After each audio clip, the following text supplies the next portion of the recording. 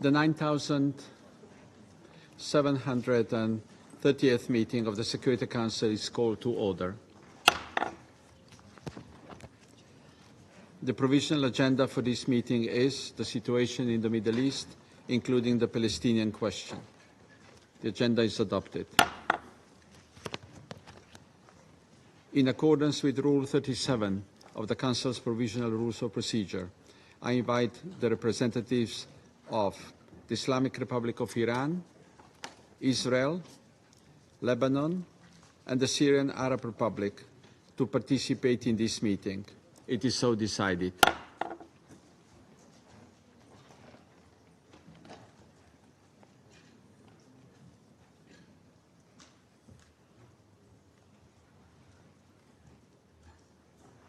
On behalf of the Council, I welcome His Excellency, Mr. Abdallah Bouhabib, Minister of Foreign Affairs and Immigrants of Lebanon.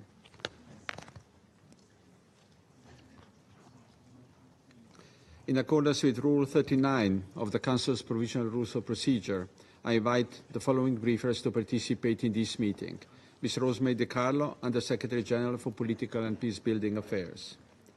Mr. Volker Türk, United Nations High Commissioner for Human Rights. It is so decided.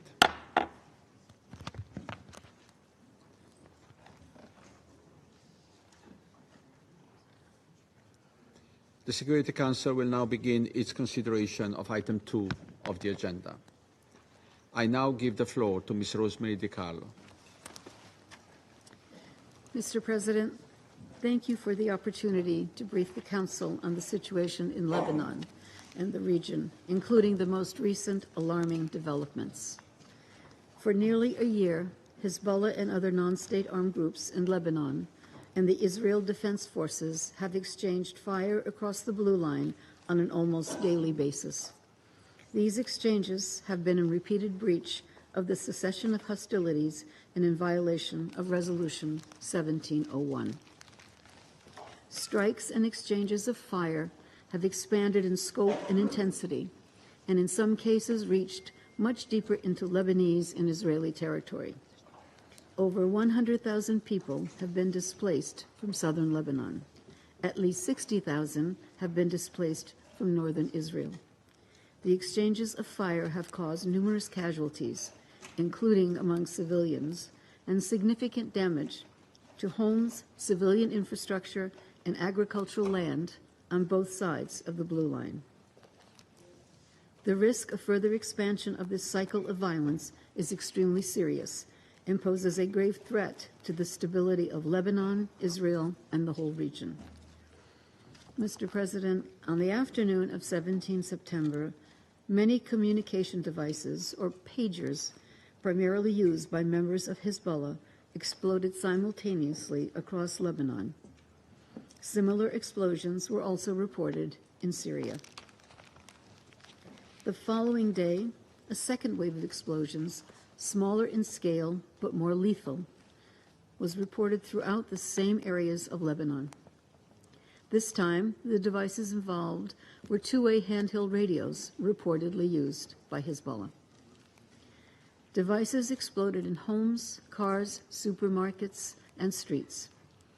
Lebanon's Ministry of Public Health stated that 37 people were killed, including 2 children, and more than 3,400 people were injured in the successive explosions. Medical professionals and hospitals are working around the clock to help the wounded.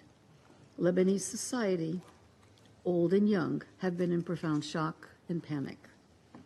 The Lebanese government has strongly denounced the attack, which it attributed to Israel.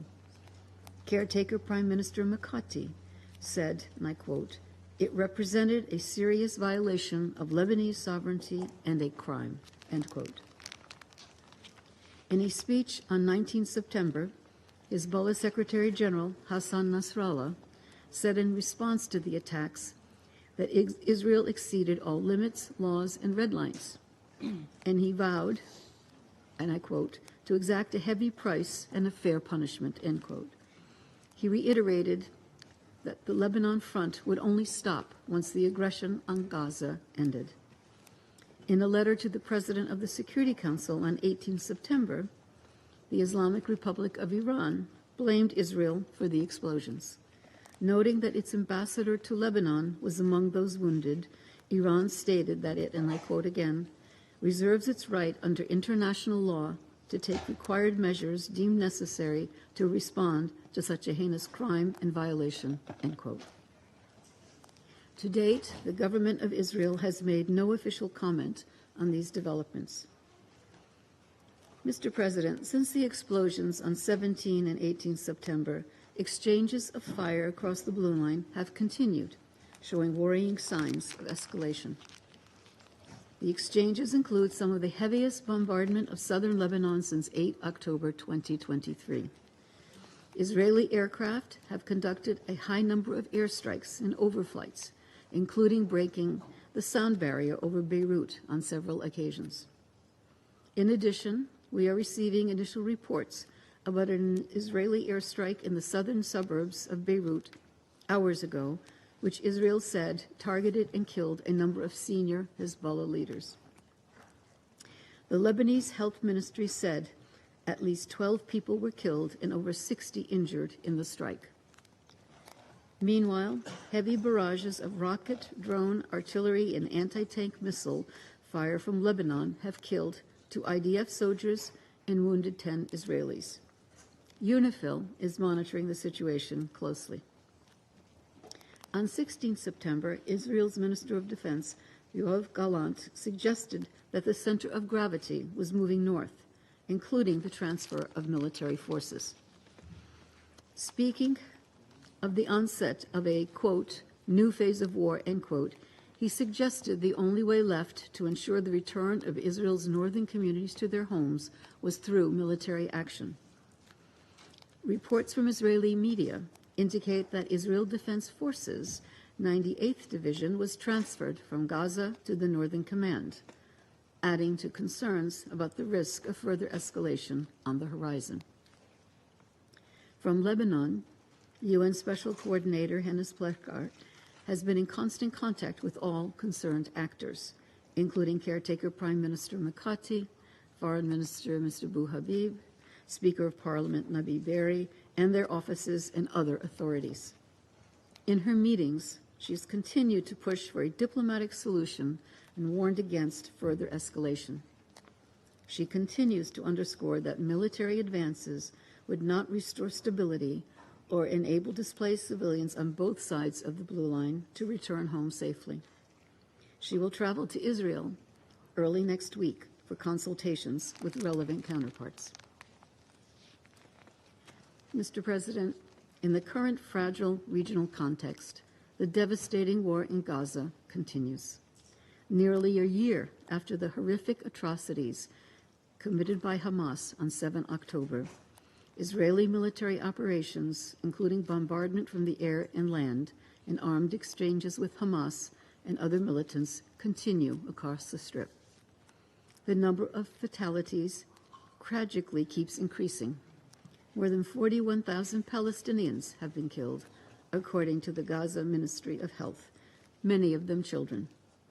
At the same time, the indiscriminate launching of rockets by Hamas and other armed groups toward population centers in Israel also continues. I once again echo the words of the Secretary General. We need an immediate ceasefire, the immediate and unconditional release of all remaining hostages, and a massive scale-up of humanitarian aid to Gaza. The risk to security and stability, not only in Lebanon, but also in the region, could not be clearer or graver. The Secretary General has already expressed his deep alarm over these events. I echo his sentiments and strongly urge all actors to exercise maximum restraint to avert any further escalation. They must abide by their obligations under international law concerning the protection of civilians. I also strongly urge member states with influence over the parties to leverage it now. As we approach a full year of near-daily exchanges of fire across the Blue Line and bloodshed in Gaza, too many lives have been lost. Too many people have been displaced, and too many livelihoods have been destroyed. But if things continue as they are, we risk seeing a conflagration that could dwarf even the devastation and suffering witnessed so far. It's not too late to avoid such folly. There is still room for diplomacy, which must be used without delay. The Secretary General continues to urgently call on the parties to recommit to the full implementation of Security Council Resolution 1701 and immediately return to a cessation of hostilities. Thank you, Mr. President. I thank Ms. DiCarlo for her briefing. I now give the floor to Mr. Volker Türk. Thank you, Mr. President, Excellencies. I'm appalled by the breadth and impact of the attacks on 17 and 18 September in Lebanon on civilians, where the explosion of pagers, two-way radios and other electronic devices have reportedly killed at least 37 people, including 2 children, and injured more than 3,400 people in Lebanon alone, leaving many with permanent disabilities and healthcare facilities struggling to cope with the magnitude of the impact on people. These attacks represent a new development in warfare, where communication tools become weapons, simultaneously exploding across marketplaces, on street corners, and in homes as daily life unfolds. Authorities have reportedly dismantled unexploded devices in universities, banks, and hospitals. This has unleashed widespread fear, panic, and horror among people in Lebanon, already suffering in an increasingly volatile situation since October 2023 and crumbling under a severe and long-standing economic crisis. This cannot be the new normal. Mr. President, war has rules for each and every party to this and any other armed conflict. Armed force, that is, violence against other human beings, can only be used where necessary to achieve a valid military objective. In doing so, the fundamental distinction between civilian and military targets must be front and center. All feasible precautions must be taken to spare civilians. Attacks must remain proportional to the wider damage they inflict. Persons not exercising a continuous combat function in an armed group can only be targeted when taking a direct part in hostilities. At their core, these rules have the paramount aim of effectively protecting civilians. International human rights law exists to protect the equality and dignity of every human being, even in times of war. Law exists to defend values central to our societies and to our world.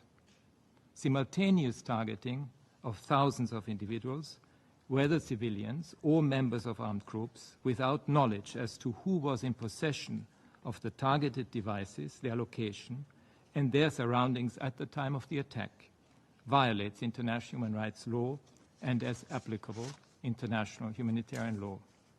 It is difficult to conceive how, in these circumstances, such attacks could possibly conform with the key principles of distinction, proportionality, and precautions in attack under international humanitarian law.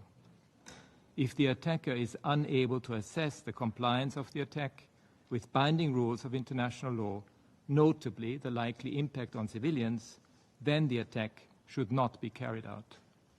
International humanitarian law prohibits the use of booby-trap devices in the form of apparently harmless portable objects which are specifically designed and constructed to contain explosive material.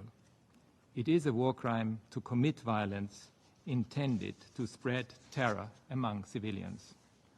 I call again for an independent, thorough, and transparent investigation into the circumstances of these explosions. Those who ordered and carried out these attacks must be held to account. Let me be clear. This method of warfare may be new and unfamiliar, but international humanitarian and human rights law apply regardless and must be upheld. These attacks occurred amidst hostilities between Israel and Hezbollah, which since 8 October last year have caused civilian casualties on both sides. According to the Lebanese Ministry of Health, figures that were released in August, over 500 people have been killed, over 2,400 injured, and according to IOM, over 110,000 displaced in Lebanon. The government of Israel reported 48 people killed in Israel and over 63 people displaced in the context of these hostilities. The last 24 hours have seen intensified cross-border military action in Lebanon and Israel. This tragic situation cannot be seen in isolation. It is bound up with the war in Gaza, the spiraling violence in the West Bank, including East Jerusalem, and Israel's continued occupation of Palestinian territory. The heightened risk of further atrocity crimes remains. As repeatedly stated, the humanitarian situation for 2.2 million Palestinians in Gaza is catastrophic. Over 1,200 people were killed on 7 October in Israel. In Gaza, over 100 hostages are still held by Hamas and other Palestinian armed groups. Over 40,200 Palestinians, mostly women and children, have been killed as a result of the intensive Israeli offensive, and over 95,500 injured in Gaza, according to the Gaza Ministry of Health. I'm outraged by this inconceivable toll of human suffering. For the UN and other humanitarian responders, ongoing hostilities, access constraints, attacks on staff and facilities, and damaged infrastructures, along with the deteriorating security situation, including looting and frequent Israeli-issued evacuation orders, are key factors obstructing the delivery of sufficient life-saving aid across the Gaza Strip. Ending the war in Gaza and averting a full-blown regional conflict is an absolute and urgent priority. I call for an immediate ceasefire and for continuous humanitarian access to be ensured throughout the Strip. I urge the immediate and unconditional release of all hostages held in Gaza. The arbitrary detention by Israel of thousands of Palestinians must end. The wider situation of illegality across the occupied Palestinian territory, deriving from Israel's policies and practices, as so clearly spelled out by the International Court of Justice in its advisory opinion in July, must be comprehensively addressed. Mr. President, disrespect for international law is a matter of international peace and security, the core obligation of this Council, with implications beyond these countries and this region, beyond these countries and this region. States have constructed international human rights and humanitarian law precisely for moments like these, when life, dignity, and our very humanity are at risk. As such, states must not, cannot accept blatant disregard for international law, including binding decisions of the Security Council and orders of the International Court of Justice. They must not, cannot allow the hollowing out of international law and its protective core, neither in this nor in any other situation around the world. All states, particularly those with influence, must do everything they can to ensure full respect for international law. Just over 10 days ago, in my address to the Human Rights Council in Geneva, I urged the rejection of a new normal of endless, vicious military escalation and increasingly alarming, technologically advanced methods of warfare. The warnings from multiple actors against an all-out war in the region have been clear and consistent. It would benefit no one. Continuing on this path of inflamed war rhetoric on all sides and reckless military escalation only leads to further devastation. I urge Israel and Hezbollah to cease hostilities immediately. The specter of this region's past, the unending cycles of conflict, the human rights grievances and causes of which have been ignored and trampled on, is palpable and omnipresent. The complexity of this moment and the stakes for people everywhere demand much more from the international community to achieve an enduring peace.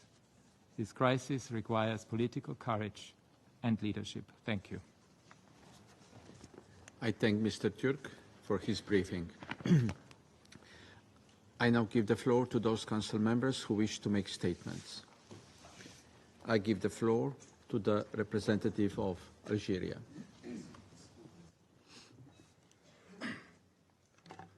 Mr. President,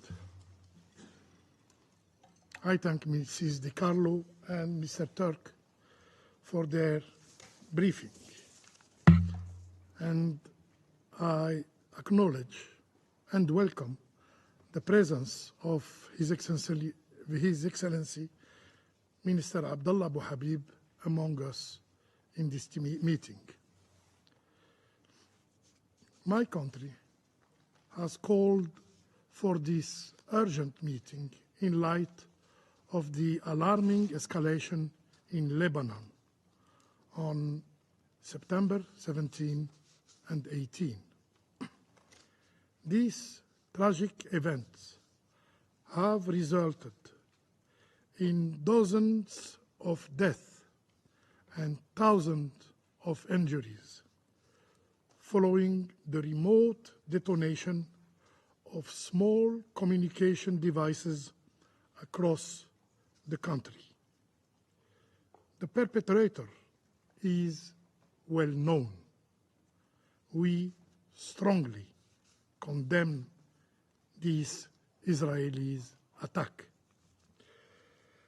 Such actions represent a blatant violation of Lebanon's sovereignty, of the UN Charter, of the international law, and of Resolution 1701 and 2749. Algeria stands in full solidarity with Lebanon during these difficult times, and we extend our deepest condolences to the government and to the resilient people of Lebanon. And we commend the Lebanese authorities for their measured and responsible handling of this grave crisis, preventing further escalation. Mr. President, these acts of aggression amount to war crimes. The deliberate and discriminate nature of these Israeli strikes has caused terror among civilians, with densely populated areas being targeted. This dangerous precedent turns civilian devices into bombs, threatening the safety of all and posing a significant threat. This precedent opens a dangerous Pandora box. What will happen if such unfamiliar tactics are replicated by terrorist groups? While the international community calls for de-escalation, Israel pulls the region toward war, expanding hostilities from the Blue Line into the entire Lebanese territory.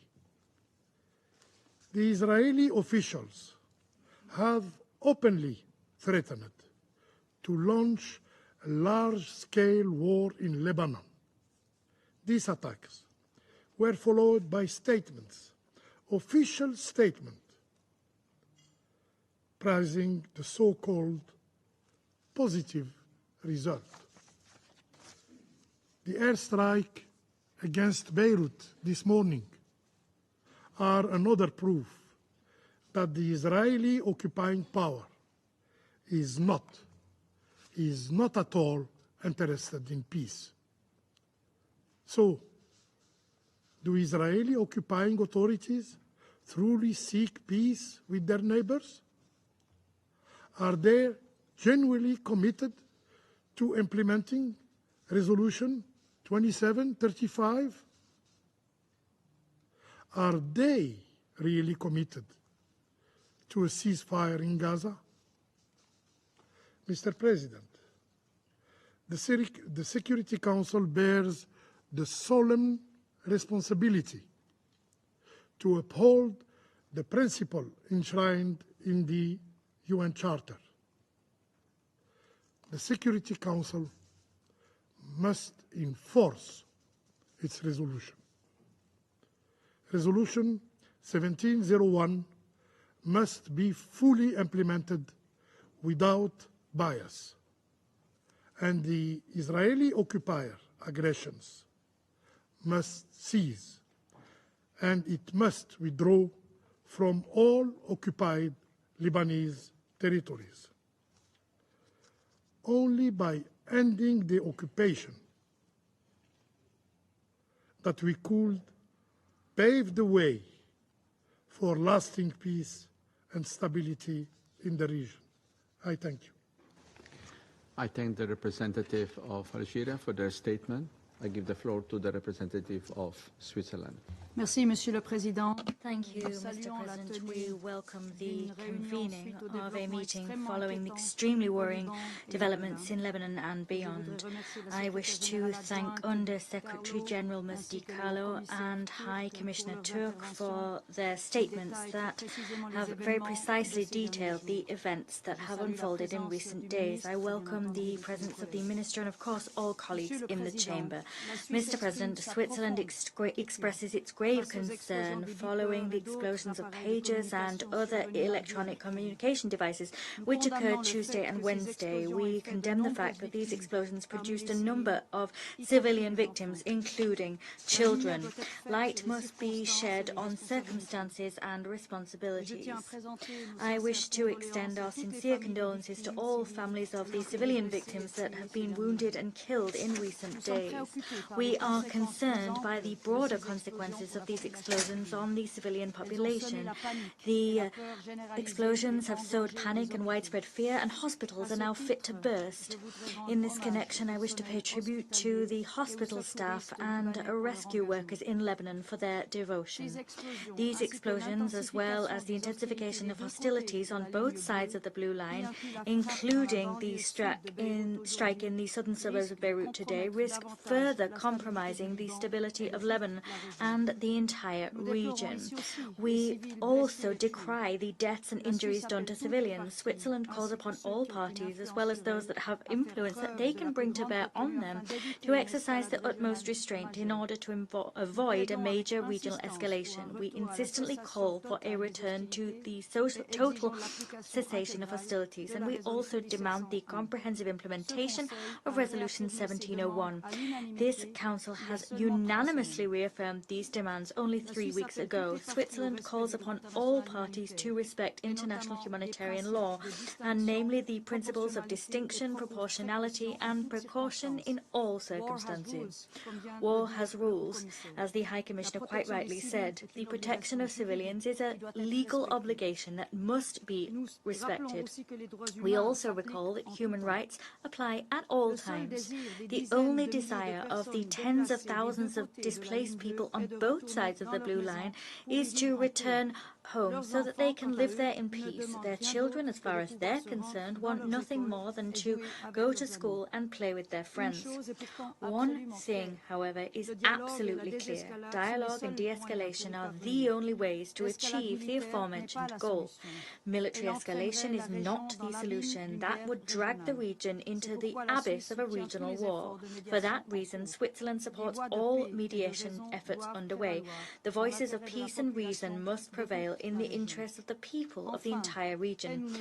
Finally, and we will tirelessly hammer home this point, a ceasefire in Gaza, as well as the release of hostages and rapid, unimpeded humanitarian access, are urgently needed to reduce human suffering and to avoid a wider regional escalation. Negotiations must urgently continue, and the parties must participate in good faith.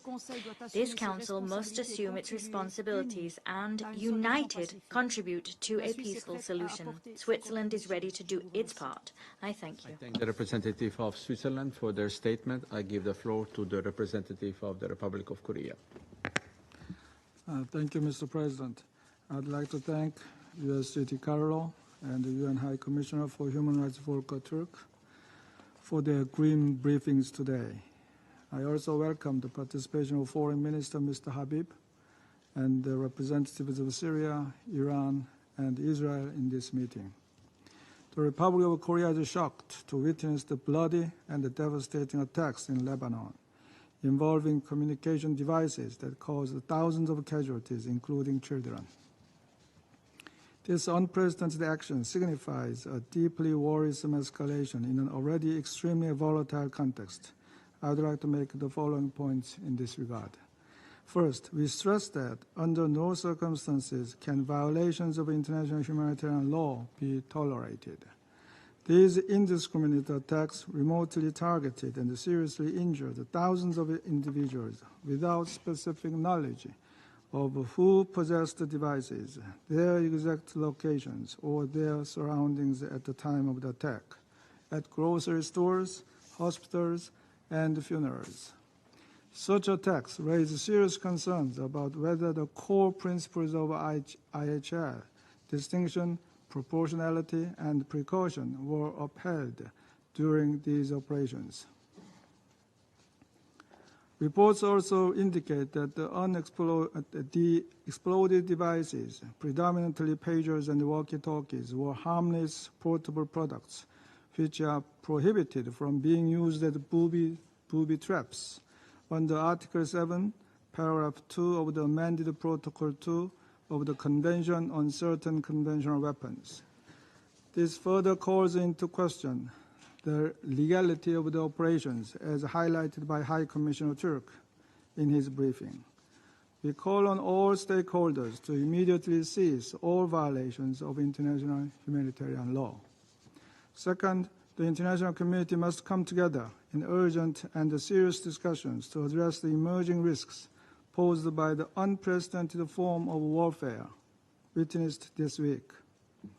The attacks weaponized thousands of personal communication devices for remote detonated destruction, elucidating the alarming potential for any consumer electronics to be exploited and transformed into lethal weapons that transcend our imaginations. These incidents underscore the urgent need to review whether existing international frameworks are adequately equipped to prevent such abuses. Third, we call on all parties to respect the territorial integrity and the sovereignty of Lebanon and accelerate diplomatic efforts to fully implement Resolution 1701 and pursue a long-term solution for durable peace. While the situation is undoubtedly hazardous, this resolution remains a cornerstone of regional stability and is essential for preventing further deterioration. We urge all parties to return to the fundamentals of the resolution, including full respect for the blue line and the establishment of an area free of any armed entities other than the Lebanese armed forces. Fourth, my delegation strongly urges all parties to exercise maximum restraint and prioritize de-escalation during this highly perilous period.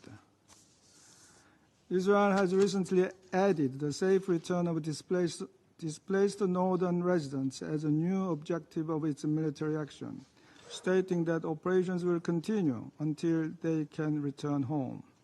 It also conducted airstrikes today in a densely populated area in Beirut, which reportedly killed at least 12 people and injured over 60, including civilians, with others buried under the rubble.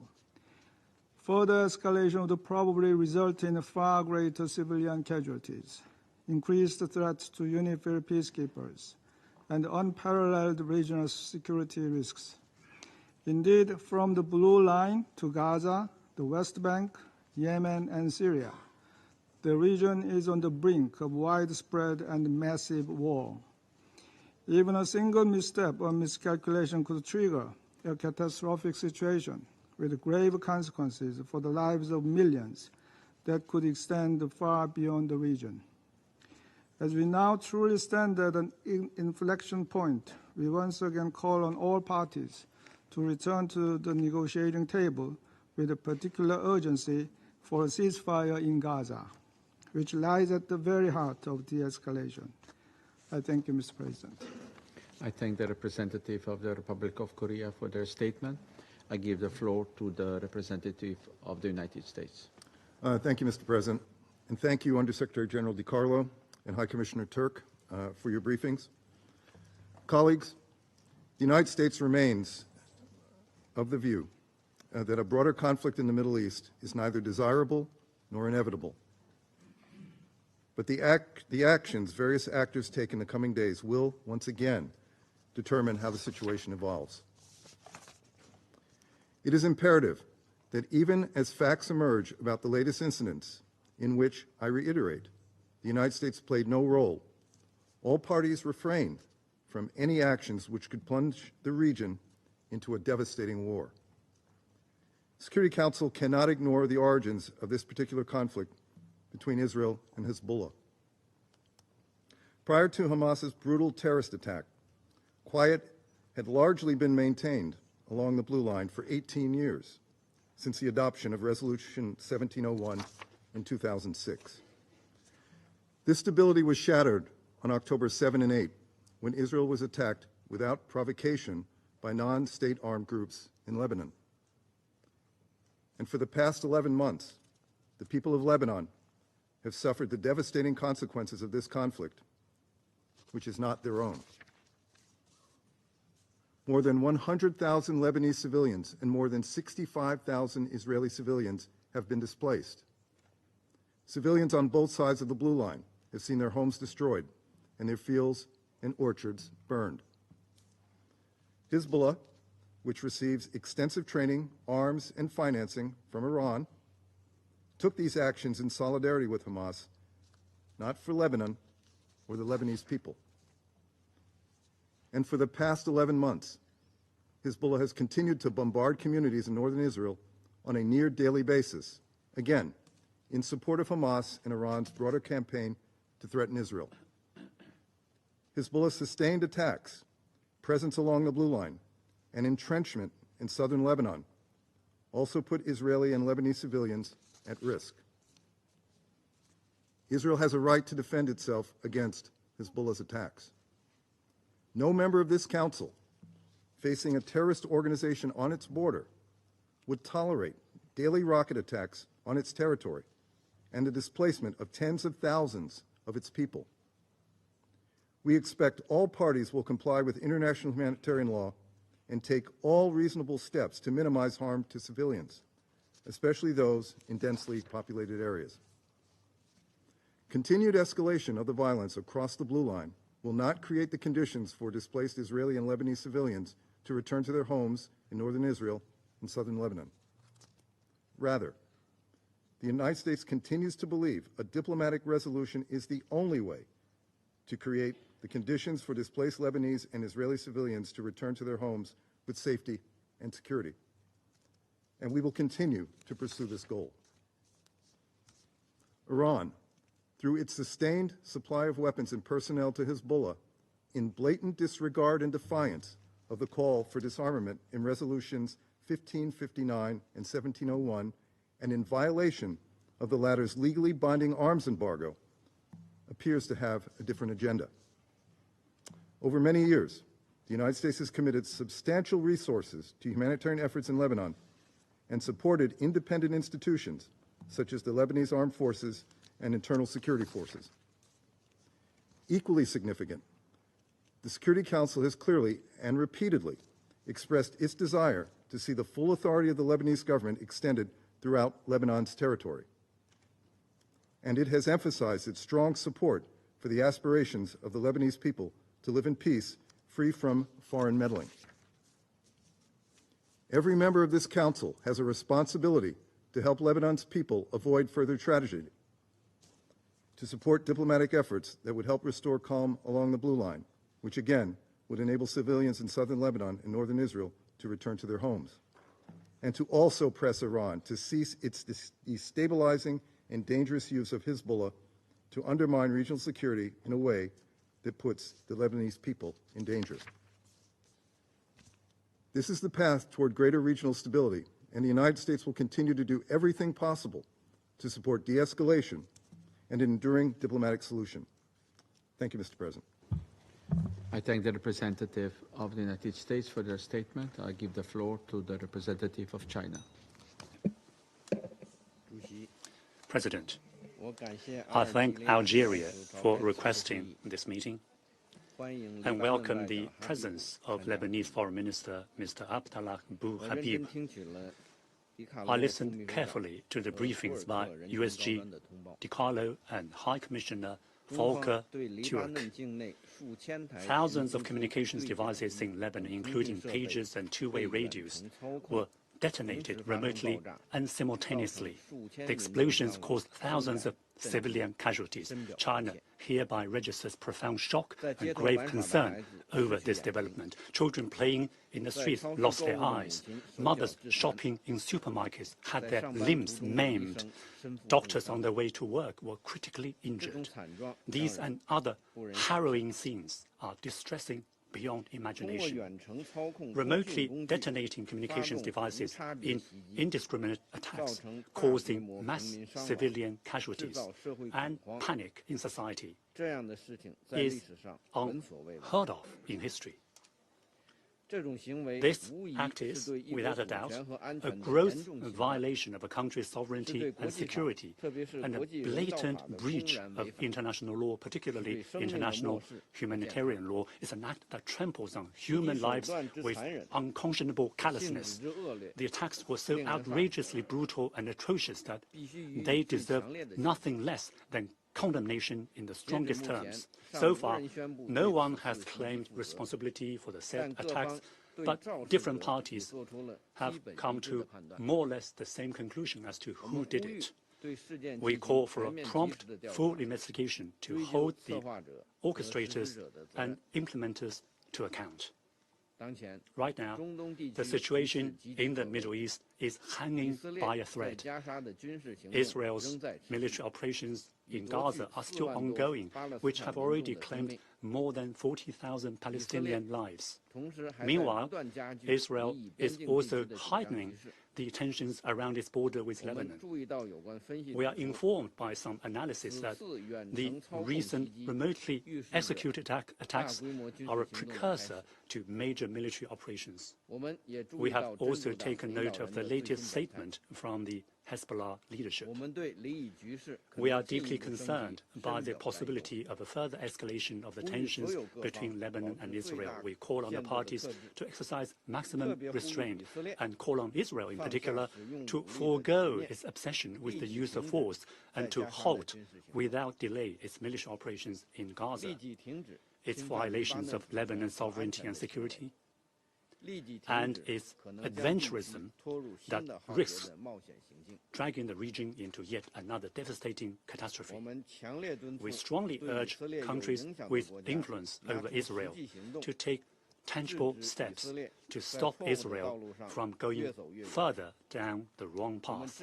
We support the Security Council in taking all necessary actions and doing all it can to ease the situation between Lebanon and Israel and to maintain peace and stability in the Middle East. Thank you, President. I thank the representative of China for the statement. I give the floor to the representative of the United Kingdom. Thank you, President. I thank USG DiCarlo and High Commissioner Turk for their briefing today. This past year has seen continuous and devastating violence across the region. Civilians have suffered on a dreadful scale on both sides of the Blue Line.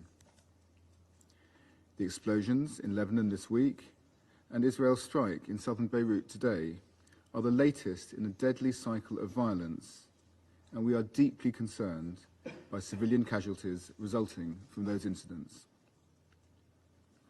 That children were among them is particularly distressing. Our condolences go to the families of the civilians killed. My Foreign Secretary made our view clear last night. We need an immediate ceasefire on both sides. We are working in lockstep with our allies to de-escalate tensions and end this destructive cycle.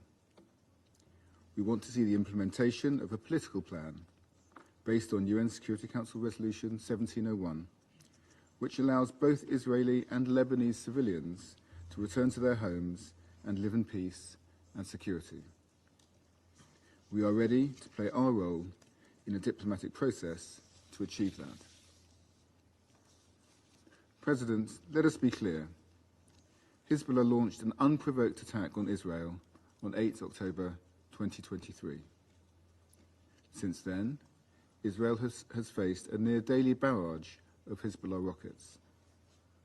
We are resolute in our support for Israel's right to defend its citizens against such threats. However, in doing so, international humanitarian law must be fully respected and all possible steps taken to avoid civilian casualties. Lebanese Hezbollah's aggression has been fueled by Iran and its continued destabilization of the Middle East, including through its support to partners and proxies. Iran supplies advanced weaponry in contravention of multiple Security Council resolutions, only prolonging the suffering of the Lebanese people. While Hezbollah and Iran continue to undermine Lebanon's future, the UK is providing practical support to bolster its stability and security. This includes funding and training to both the Lebanese armed forces and internal security forces, as well as humanitarian assistance to vulnerable communities, including in the south of Lebanon. President, now is the time for calm heads and an urgent focus on an immediate ceasefire to create the space for negotiations. I thank you. I thank the representative of the United Kingdom for their statement. I give the floor to the representative of France. Mr. President, I thank Madame De Carlo and Mr. Turk for their briefings, and I wish to welcome the presence among us of the Minister for Foreign Affairs of Lebanon. France is gravely concerned following the explosions of telecommunications devices on the 17th and the 18th of September in Lebanon. The risk of open war with potentially tragic consequences heightens with each passing day. This is a prospect that needs to be averted at all costs. There's an urgent need for all parties to work towards de-escalation. Resolution 2749, adopted on the 28th of August to renew UNIFIL's mandate, clearly calls for this. This resolution calls upon all stakeholders to adopt immediate measures to de-escalate and demands the full implementation of the framework recognized by all, namely Resolution 1701, including the restoration of a complete cessation of hostilities. These resolutions must be complied with by all. To that end, we demand that the Israeli authorities exercise utmost restraint after their recent declarations about military operations in Lebanon. We also recall our demand for Hezbollah to immediately cease its attacks against Israeli territory. And there's lastly a vital need for all parties to meet the obligations incumbent upon them under international humanitarian law, specifically vis-à-vis the protection of civilians. France has persisted in our efforts to identify the conditions for an agreement and to restore cessation of hostilities along the blue line in line with Resolution 1701 and to ensure the safety and security of civilians both in Israel and in Lebanon. Thank you. I thank the representative of France for their statement. I give the floor to the representative of Mozambique. Thank you, Mr. President. I wish to thank the Slovenia presidency for convening this urgent meeting requested by Algeria. We are grateful to Undersecretary General Rosmel Di Carlo and the High Commissioner Volker Turk for their insights on this deeply concerning matter. We also acknowledge the presence of His Excellency, the Minister of Foreign Affairs of Lebanon, and representatives of Iran and Israel. Mr. President, Mozambique views the current situation in Lebanon with deep concern.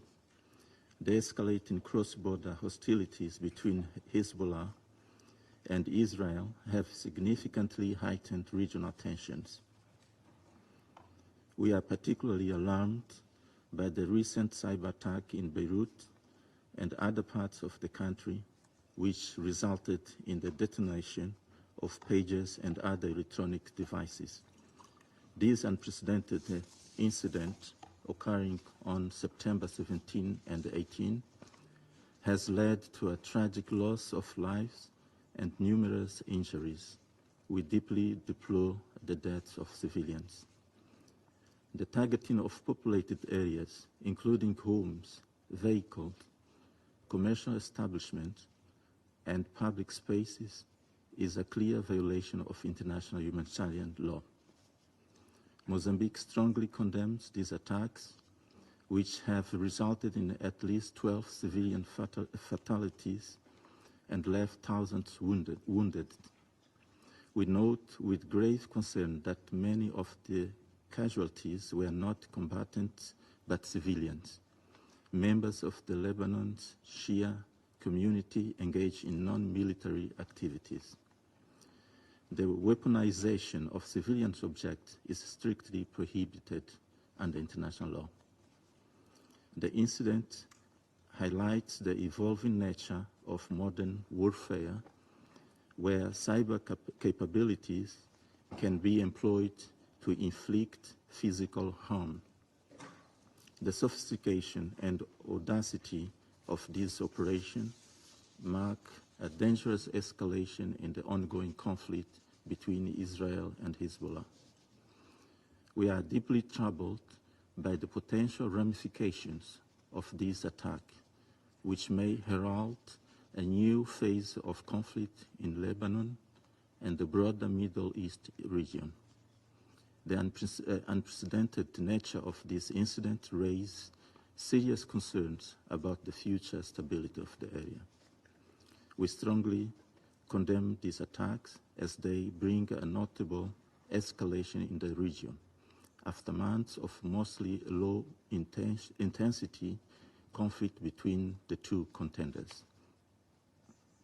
Mozambique calls upon all parties to immediately cease all military and subversive activities. We also strongly emphasize the critical need for de-escalation to prevent further instability and retaliatory actions. We urge all parties involved to strictly adhere to international law and Security Council resolutions. It is imperative to ensure the protection of civilians and the maintenance of peace and security in the region. In conclusion, Mr. President, Mozambique reiterates its commitment to the principles of the United Nations Charter and stands ready to support all efforts towards peaceful resolution of conflicts and the protection of civilian lives. I thank you, Mr. President. I thank the representative of Mozambique for their statement. I give the floor to the representative of Guyana. Thank you, Mr. President, and I thank Algeria for requesting this urgent meeting. I also thank USG DiCarlo and High Commissioner Turk for the updates provided, and welcome the participation of His Excellency Mr. Abdullah Bou Habib, Minister for Foreign Affairs and Emigrants of Lebanon, in today's meeting. I also acknowledge the participation of the permanent representatives of Israel, Iran, and Syria in our meeting.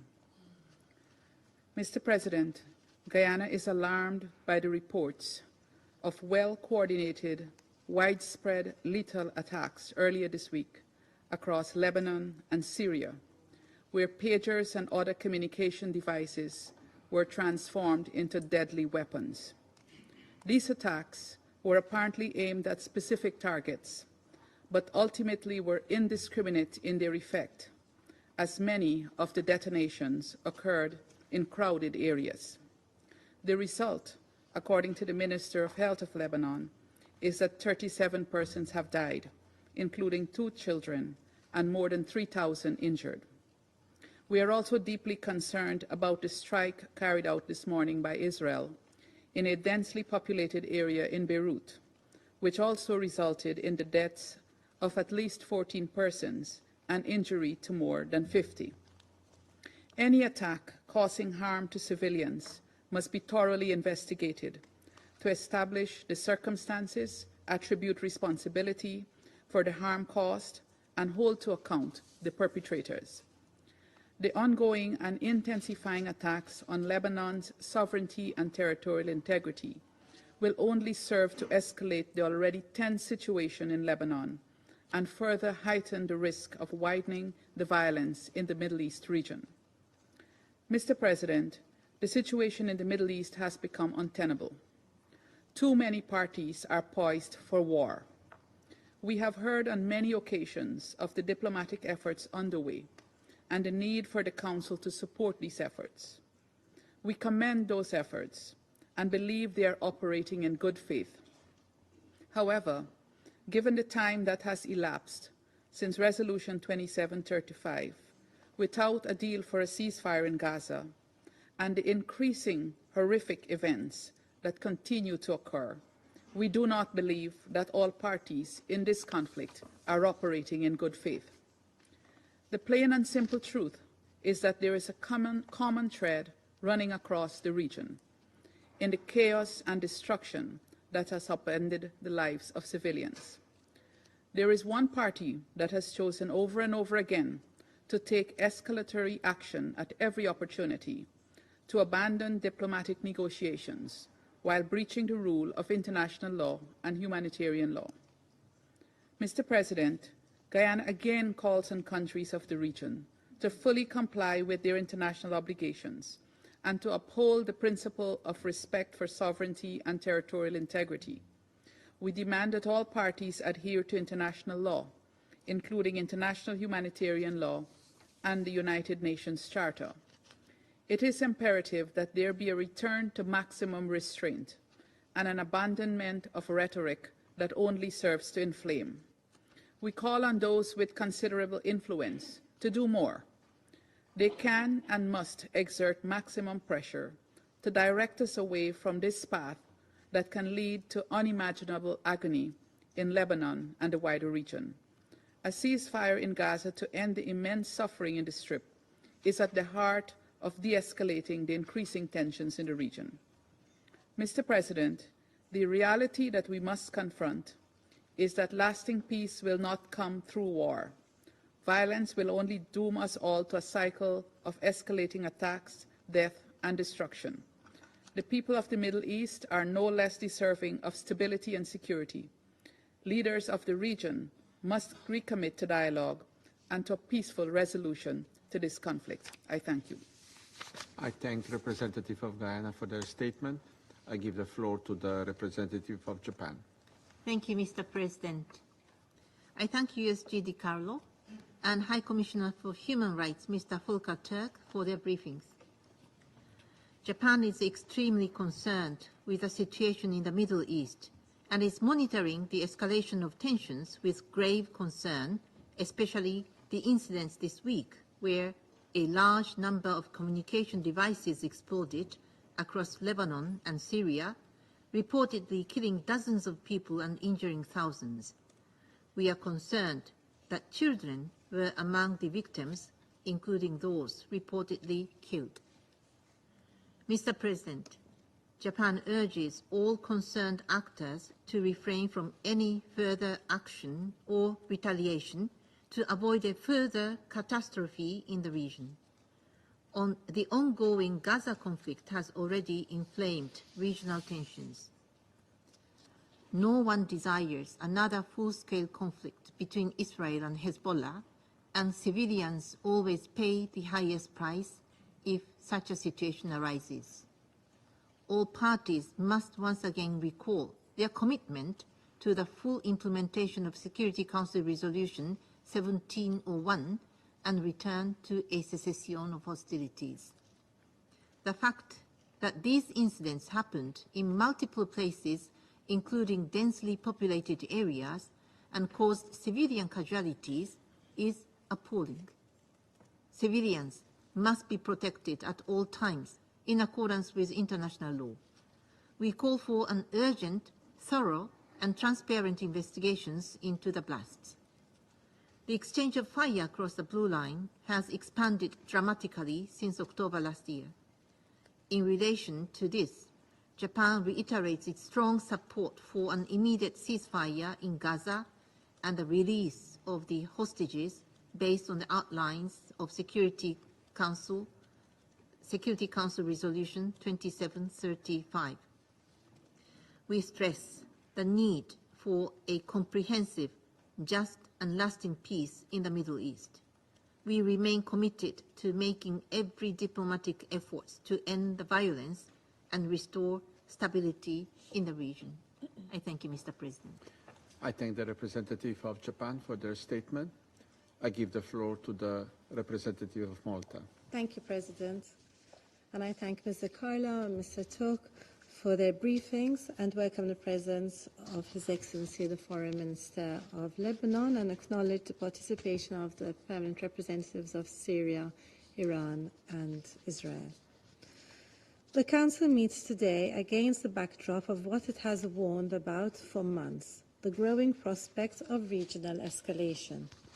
Earlier this week, widespread simultaneous explosions across Lebanon killed at least 40 people and injured thousands of others, including children. The images we have witnessed are distressing. We echo the sentiments outlined by UN High Commissioner for Human Rights Volker Turk. The simultaneous targeting of thousands of individuals, whether civilians or members of armed groups, without knowledge as to who was in possession of the targeted devices, their location and their surroundings, violates international human rights law and, to the extent applicable, international humanitarian law. The large-scale consequences of such a widespread attack, including the large number of civilian casualties, were foreseeable. Such action also reflects a worrying disregard for established norms and IHL. Now, there must be an independent and transparent investigation as to how these consumer electronic devices were turned into bombs which were detonated in populated areas, impacting civilians and overwhelming Lebanon's health services. President, recent Israeli airstrikes in Lebanon serve as another escalation that exacerbates tensions, which we denounce. This takes place whilst the military wing of Hezbollah persists with its indiscriminate firing of rockets into Israel. We also continue to condemn these actions. The lasting psychological impact of this violence on the local population on both sides of the Blue Line must not be underestimated. The people of the region cannot afford another war. We must do everything in our power to prevent further conflict. The protection of civilians is paramount. The devastating impact of the war in Gaza on the situation across the Blue Line and the risk of it spiraling into a wider conflict is greater than ever before. What should come next is clear. This Council must focus on prioritizing de-escalation and restraint across the region. This behavior must also be implemented by the relevant actors whose aggressive rhetoric and apparent inclination to further escalation only begets further hostilities. This Council must act in a decisive manner to ensure the full implementation of Security Council Resolutions 2712, 2720 and 2735. A ceasefire agreement must be reached without further delay. We call on all member states in the region and those with influence over the parties to redouble their efforts to this end. The fate of the region depends on it. For Lebanon, a political and diplomatic solution remains essential to de-escalate the situation and ensure long-term stability. The parties must immediately return to a cessation of hostilities and to recommit to the full implementation of Resolution 1701. A dramatic escalation in Lebanon only moves us further from this goal. In conclusion, President, the region is on the precipice of an all-out war. Cool heads must prevail. Peace must prevail. The only way this can be achieved is for all parties to exercise restraint, to de-escalate, and pursue peaceful solutions to all disputes. Thank you. I thank the representative of Malta for their statement. I give the floor to the representative of Ecuador. Gracias. Thank you, Mr. President. I wish to begin by thanking Algeria for convening this meeting. I also wish to recognise the presence of the Foreign Affairs Minister of Lebanon and also the delegations of Israel, Iran and Syria in this chamber. The extremely violent events which have been seen in Lebanon in recent days are cause for alarm and grave concern. Ecuador is grateful for and takes note of the information provided by Under-Secretary General Rosemary DiCarlo and by the High Commissioner for Human Rights, Mr. Volker Turk. The explosion of communication devices in Lebanon has caused tens of deaths and wounded hundreds and has plunged the civilian population into fear. International humanitarian law must be respected by all parties. The protection of civilians is a responsibility of the entire international community and one which cannot be shirked. With this in mind, we condemn bombardments, the launching of missiles and armed drones, as well as the indiscriminate use of explosives planted in communication devices in populated areas. These acts are a flagrant violation of international law, international humanitarian law, and international human rights law. These acts must be the subject of an independent investigation to determine who was responsible. It is pertinent here to recall Resolution 1701, considered under another agenda item, because it demands a definitive cessation of hostilities in the Blue Line sector. Ecuador echoes the appeal of the Secretary-General for all parties to exercise utmost restraint in order to avoid an escalation of tensions in the region. The spiral of violence unleashed could have unpredictable consequences, whose ramifications would, as always, primarily be felt by the civilian population. Thank you. I thank the representative of Ecuador for their statement. I give the floor to the representative of Russian Federation. Mr. President, we support Algiers' initiative to convene today's meeting in connection with the latest dangerous wave of escalation in the Middle East region. We closely studied the concerns of both Lebanon and Iran, which were set out in correspondence that had been circulated yesterday. We listened to the reports and the briefings of the Deputy Undersecretary General and Mr. Turk about the situation in Lebanon with concern. We welcome the participation in today's meeting of the Minister for Foreign Affairs of Lebanon.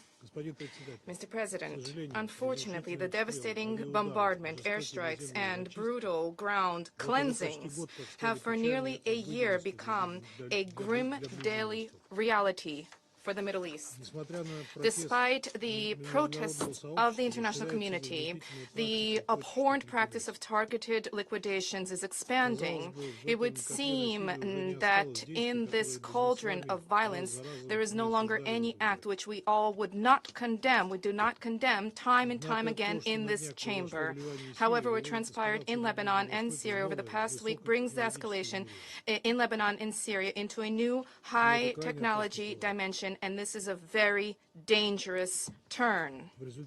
As a result of the appalling provocations with the spate of detonations of two-way handheld communications devices, in recent days, 37 people died, including 2 children. More than 4,000 were wounded. Those who carried out this barbaric crime spared nobody. The detonations occurred in hospitals, in markets, on the streets, in stores, and in pharmacies. It is clear that this is a coordinated, remotely guided operation for which no one has assumed responsibility.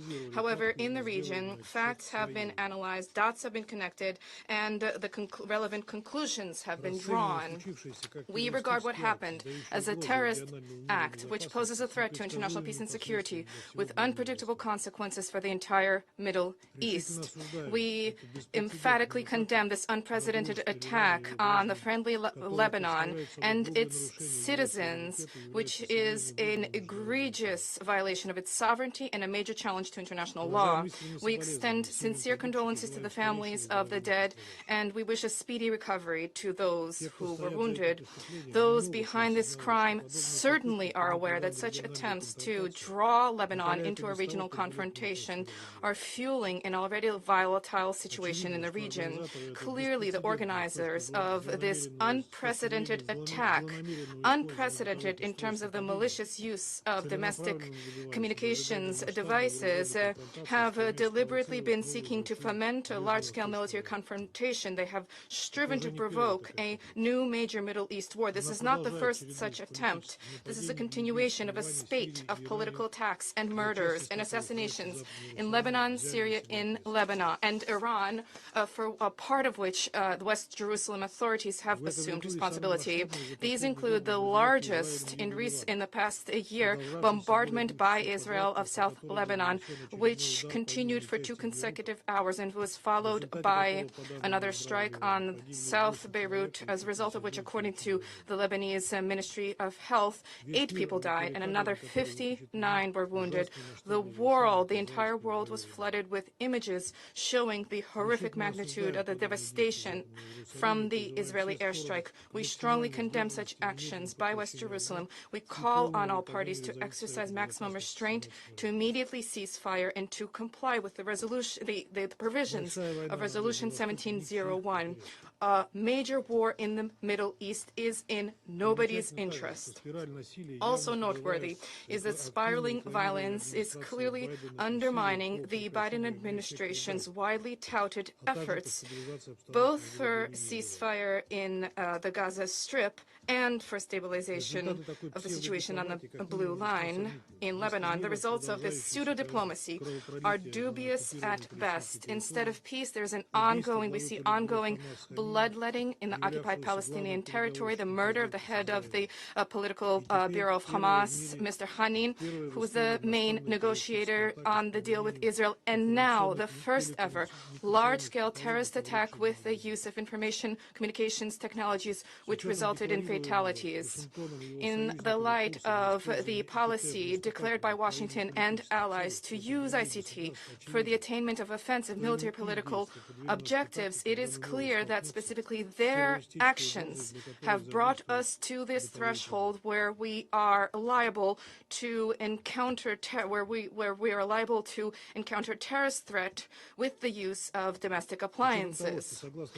Given that according to incoming reports, we're talking about remote manipulation of electronic devices, by the way, from a different jurisdiction, we view this as an exceedingly dangerous precedent. We repeatedly cautioned against such risks, including at specialized United Nations platforms, where the issue of international information security is discussed.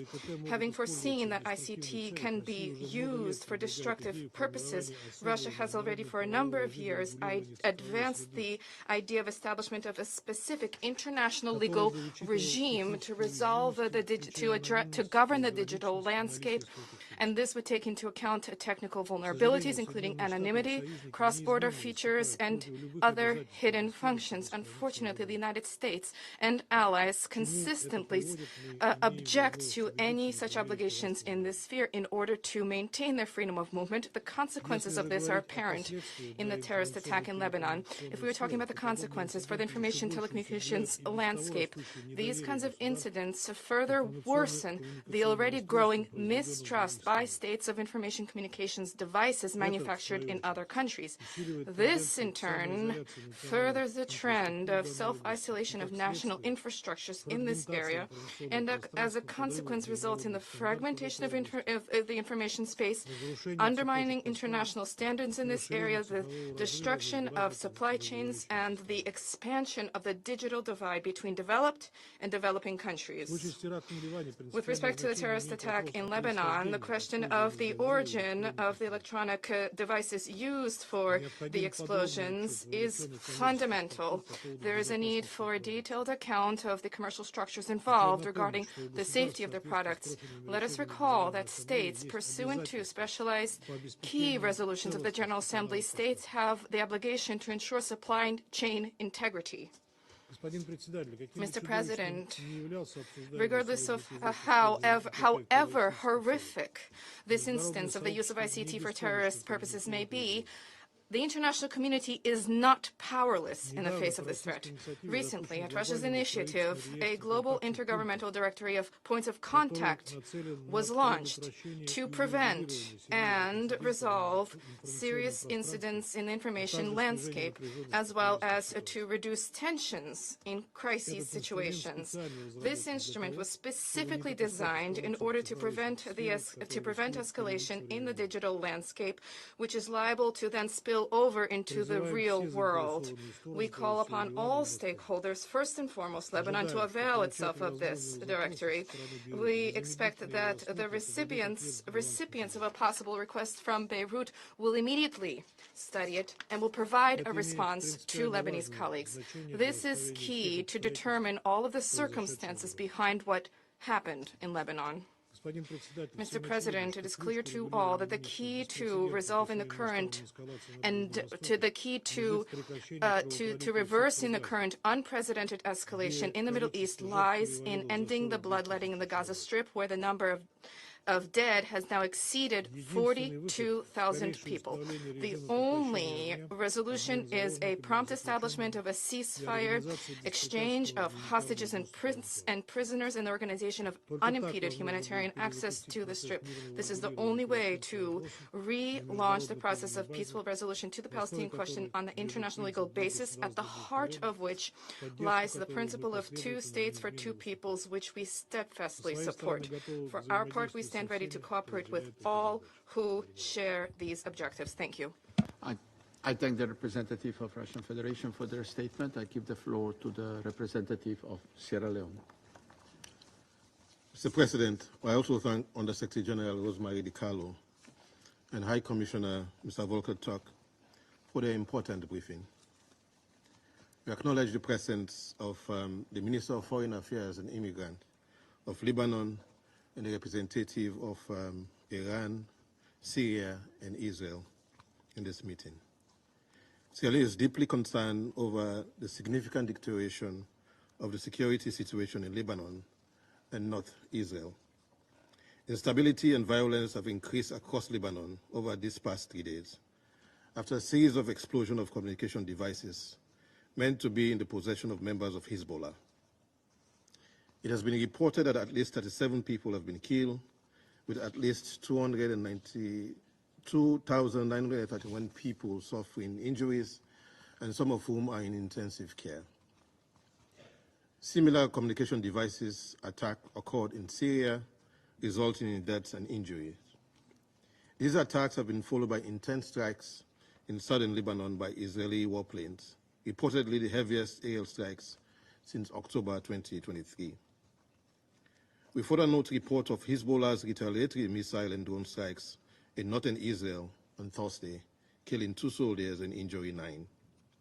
We note with concern that these actions have definitely led to a further escalation in the cycle of violent attacks between the two parties and an exacerbation of tensions in an already volatile region with dire security and humanitarian consequences for civilians. There are reports that the communication devices explosion in Lebanon occurred in populated areas, including at a funeral, and that there are civilians, including children, among the dead and injured. Sierra Leone condemns the killing of civilians in these attacks, which, when carried out without taking into consideration the principle of distinction, is a clear violation of international humanitarian law. As we join the UN Secretary General urging the parties to exercise restraint, we remind the conflicting parties and those that enable them with complicity to comply with their obligations under international law to protect civilian and civilian infrastructure. Without accountability, the ongoing blatant violations of international law can only embolden the perpetrators and endanger the seeming specter of impunity that seems to characterize the Middle East conflicts. Mr. President, just yesterday, a member of the elders, former Prime Minister Ellen Clark, asked whether the Security Council is interested in implementing its own resolutions. Several reports for UNIFIL this year has informed the Council that Hezbollah and the Israel Defense Forces have been engaged in tit-for-tat exchanges of fire beyond the blue line since the 7th October attack, with the attacks initially unprovoked from Hezbollah. The breach of the 1701 resolution and the escalation of attacks on the back of inflammatory rhetoric and the movement of troops are deeply alarming as they continue to foment tensions which risk bringing the parties very close to all-out war. Separate from the war in Gaza, the security and safety of Israeli civilians in northern Israel must be of concern. Security Council Resolution 1701 must be respected by all, and the Council must be in a position to implement all of its resolutions. As the region grapples with the war in Gaza and the dire humanitarian crisis, we reject actions that may jeopardize the ongoing peace negotiations between Israel and Hamas and threats in regional and global peace and security. We call on countries in the region and elsewhere with influence to prevail upon both parties to desist from further attacks over the blue line and elsewhere. The impact of a full-blown conflict on the Lebanese people and economy will be completely devastating. The people of Lebanon have already gone through a lengthy and destructive war and periods of fragility, and this Council should do all it can to prevent a recurrence. As Lebanon seeks to stabilize its economy, we note efforts taken to pass a budget earlier this year, and we urge lawmakers to undertake governance and macroeconomic reforms needed to improve state authority and resource mobilization. We therefore call on the parties to use diplomatic channels, including United Nations good offices, to avoid further escalation and the risk of all-out war or wider devastating regional conflagration. In this regard, Sierra Leone commends UNIFIL for their relentless effort in maintaining channels of communications, as well as the physical intervention of peacekeepers. Events since October 7, 2023 have only underscored the importance of the mission's liaison and coordination mechanisms. We remain concerned over the impact of missile strikes on UNIFIL positions and injury to peacekeepers. We condemn all acts that endanger the lives of peacekeepers. We urge all parties to ensure the safety and security of UN personnel and respect the inviolability of UN premises. In conclusion, Sierra Leone continues to call for de-escalation and the need for the parties to consider the regional implications of their actions and to recommit to a cessation of hostilities. This includes a permanent ceasefire in Gaza and a holistic approach to the release of hostages and prisoners, and the implementation of a two-state solution for Israel and Palestine. I thank you. I thank the representative of Sierra Leone for their statement. I shall now make a statement in my capacity as the representative of Slovenia. First, I want to thank Under-Secretary General Rosemary DiCarlo and High Commissioner Turk for their briefings. I welcome Minister Habib in the chamber, and I also welcome the representatives of Iran, Israel, and Syrian Arab Republic in the room. I would like to express our profound concern over the latest developments in the Middle East. Let me make 3 points in this regard. First, we condemn the recent series of explosions across Lebanon and also in Syria. This unprecedented attack caused civilian deaths and injuries, instilling fear and further destabilizing the region. These explosions were devastatingly coordinated, leaving hundreds of people, among them children, injured or dead. It has created a climate of terror.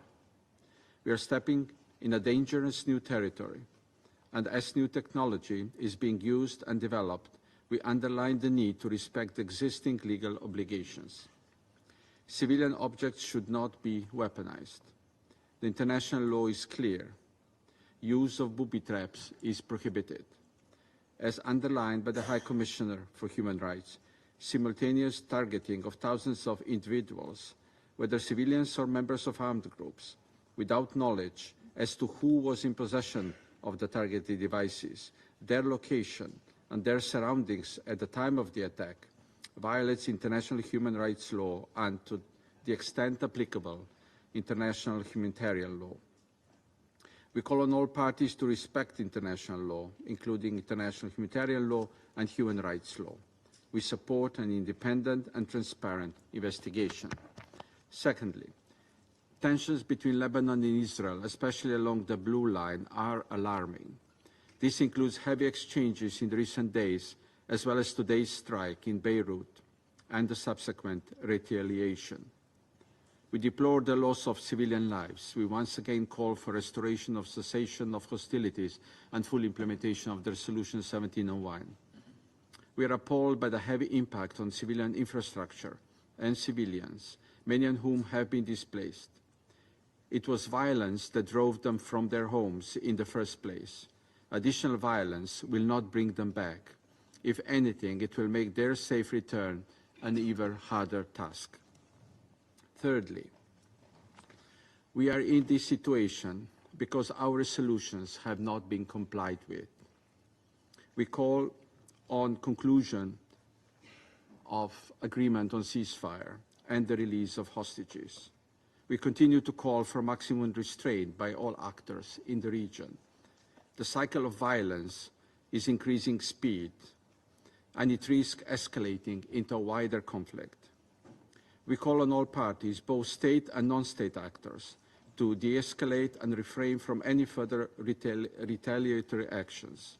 We repeat our call on states with influence on those actors to use this influence to encourage utmost restraint and to prevent any further deterioration of the situation on the ground. This includes the troubling escalatory rhetoric of different countries and actors. Colleagues, Security Council must be united in upholding international law and maintaining peace and security. The situation between Lebanon and Israel and the war in Gaza threaten to spark a wider conflict, especially with Israel's stated intention to expand military action beyond its northern border. We have to be clear. Such action would be an attack on a sovereign state.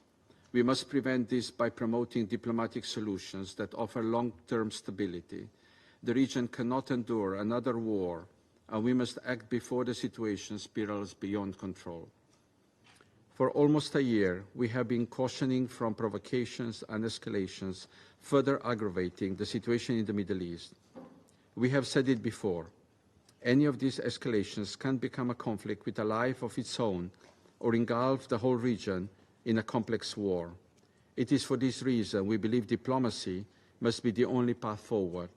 And Slovenia therefore particularly welcomes the Lebanese Foreign Minister's participation at this meeting today. Thank you. I resume my functions as President of the Council. I now give the floor to His Excellency Mr. Abdallah Bouhabib, Minister of Foreign Affairs and Immigrants of Lebanon.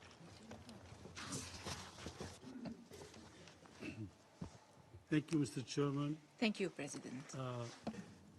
First, I want to thank the Undersecretary Di Carlo and High Commissioner Turk for their presentations, as well as thank all members of the Council for acknowledging the severity and devastating consequences of the electronic attacks on peace and security of the fate of the humanity. Mr. President, Excellencies, no one in this world is safe anymore in the aftermath of the electronic attacks which were carried out recently in Lebanon. Those were unfathomable attacks. They have led to the injuring of thousands of innocent civilians, including children, women, and elderly. The responsibility of the Security Council is not only towards the innocent Lebanese who were targeted unjustly, but also towards humanity as a whole. If this terrorist attack is not condemned by your Council, and if you do not name the perpetrator, if you do not deter the perpetrator, condemn it, and compel it to stop such aggressions, the credibility of this Council of international law and of human rights law are at stake. Accepting what happened amounts to opening a Pandora box. Indeed, States and extremist groups will follow suit and will be targeting civilians everywhere with these lethal technologies. No one can prevent them from using these technologies in the future to target civilian planes, trains, and to kill civilians and indiscriminately terrorize them without discrimination. Isn't this terrorism? When you target a whole population in their cities, streets, markets, shops, homes, while they tend to their daily life, while they are not fighting on the front. To understand what happened, it is enough to look into the identity of the victims. Are we seeking today the annihilation of the Lebanese people and its collective punishment? It is our right to ask, isn't this the scenario that was stated by senior Israeli officials? Look at the ugliness of what has happened in these pictures.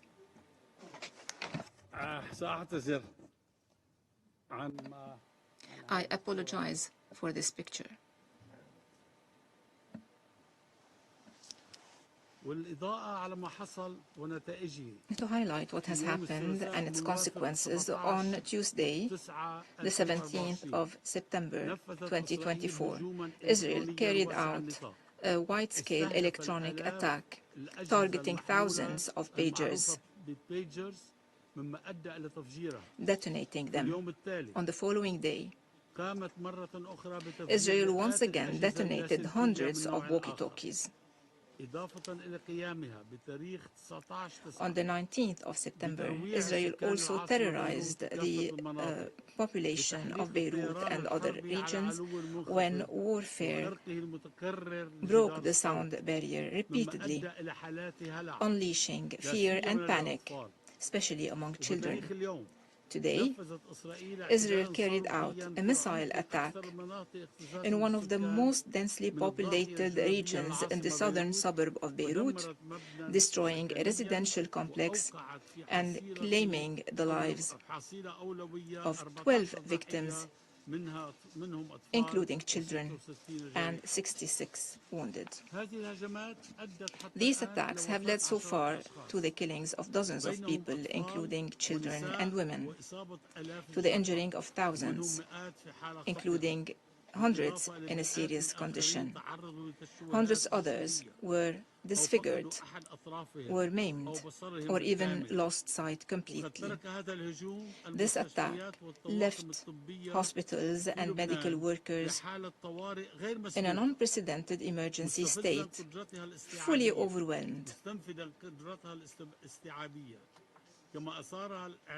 The aggression also created a state of terror and panic among civilians in all Lebanese regions.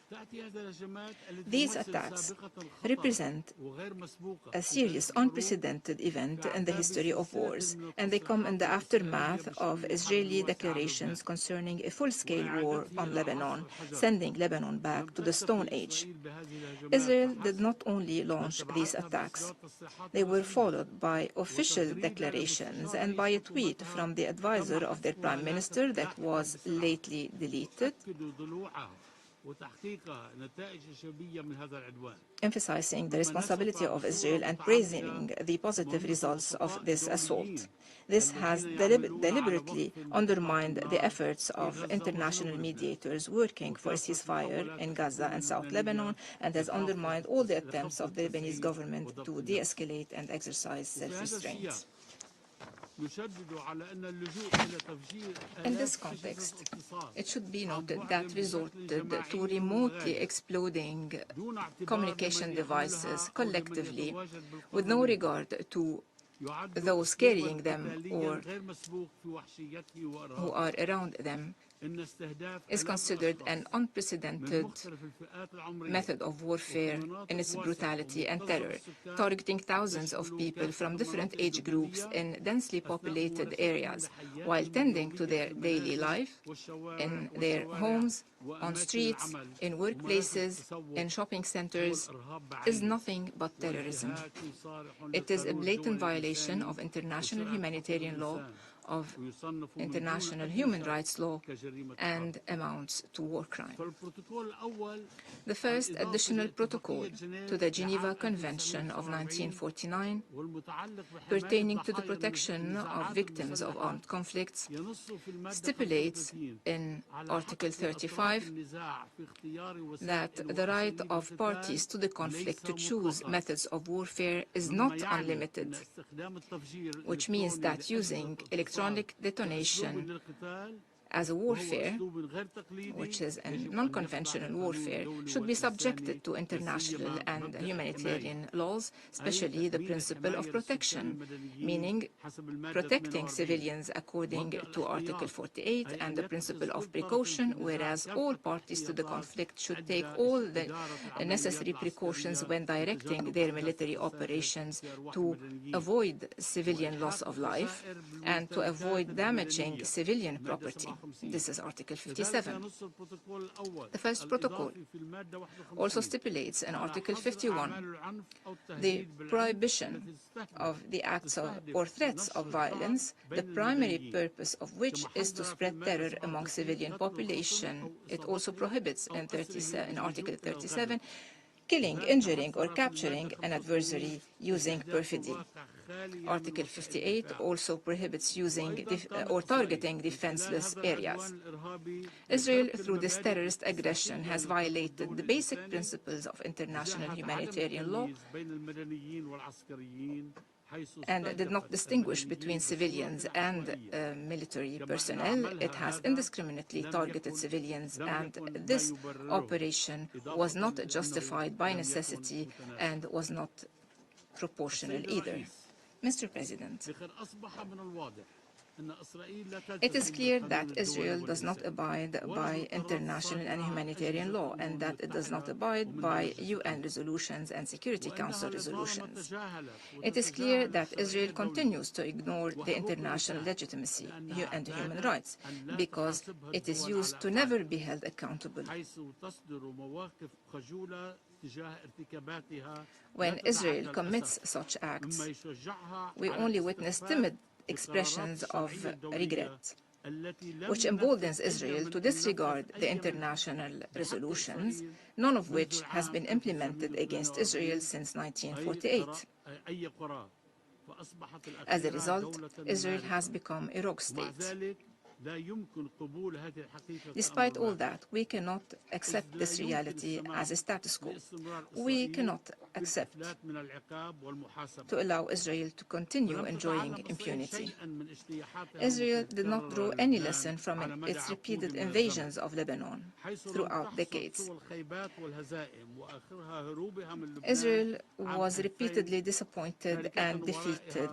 It fled Lebanon in the year 2000, leaving behind its weapons and equipment.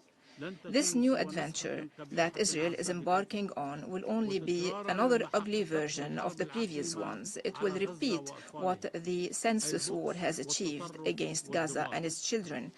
I mean by that misery, extremism, and destruction. It might also lead to an all-out devastating regional war that would engulf the whole Middle East with the use of lethal, precise weapons and to large-scale devastation and large number of victims. Mr. President, the Lebanese people and the Lebanese government are not war lovers, and we do not seek revenge. We are only seeking justice, a diplomatic settlement, and the return of the displaced to their villages. Israel, no matter how mighty and strong it is, should understand that it cannot return its displaced to their villages with the force of weapons. Israel will be displacing those who haven't been displaced yet if they expand their attacks. Israel cannot remain in the east unless it makes peace with the peoples of this region, and this will happen by granting the Palestinians their legitimate rights and their state, which was promised to them by this organization 75 years ago. Rights shall be restored to the right holders, however long it takes.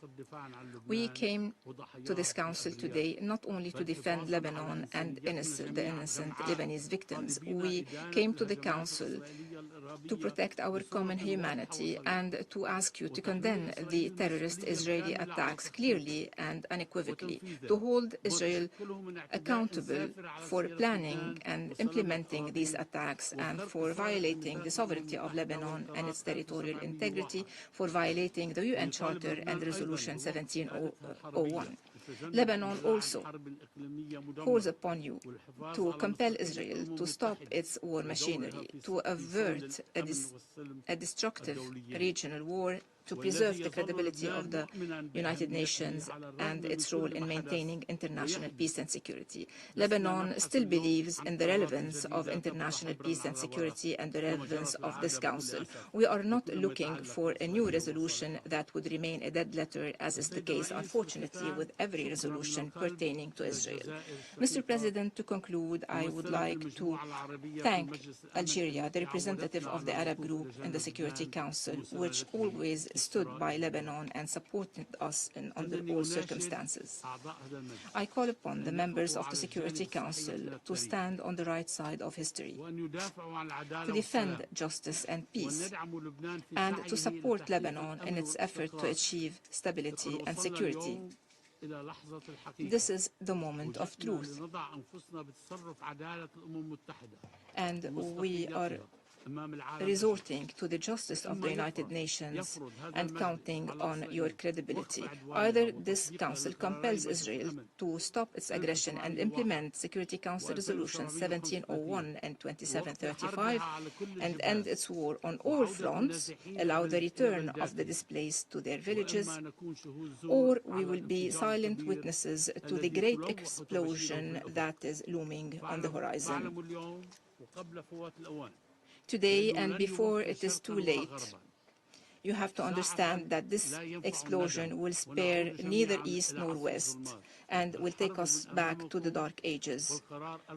The war is in front of you, and resolutions 1701 and 2735 are in your drawers. The choice is yours. Will your august council intervene swiftly and decisively to silence the drums of war threatening the Middle East, or will we stand idly looking? The choice is yours, and you have to choose between peace and fire. I am here to repeat this call for the third time. We are amidst a conflict, and I repeat, give peace a chance. Give peace a chance before it is too late. Didn't Israel get enough wars, conflicts, killing, and destruction? Isn't it time to end our suffering, to sow the seeds of a better future for our peoples, and to spare future generations from this conflict? Thank you, President. I thank His Excellency Mr. Bouhabib for his statement. I now give the floor to the representative of Israel. Thank you, Mr. President. Once again, I sit here in this council as I did on Monday, Thursday, and now Friday, defending Israel's right to exist, to defend ourselves. Also on Tuesday and Wednesday, we sat at the General Assembly for 2 days watching the Israel-bashing circus led by the Palestinian Authority as part of their diplomatic terrorism. Are there no other conflicts in the world? Are there no other pressing matters that require this Council's attention? Or is the UN's obsession with condemning Israel so consuming that it blinds you to everything else? We did not seek this war. We did not. On October 8th, while Israeli civilians were still being slaughtered in the south by Hamas, Hezbollah, I haven't heard you, Mr. Minister, mentioning Hezbollah even once in your speech. Hezbollah unleashed hundreds of rockets at our civilians in the north. This was not provoked. It was a calculated assault to show support for Hamas, a declaration made by Hassan Nasrallah himself.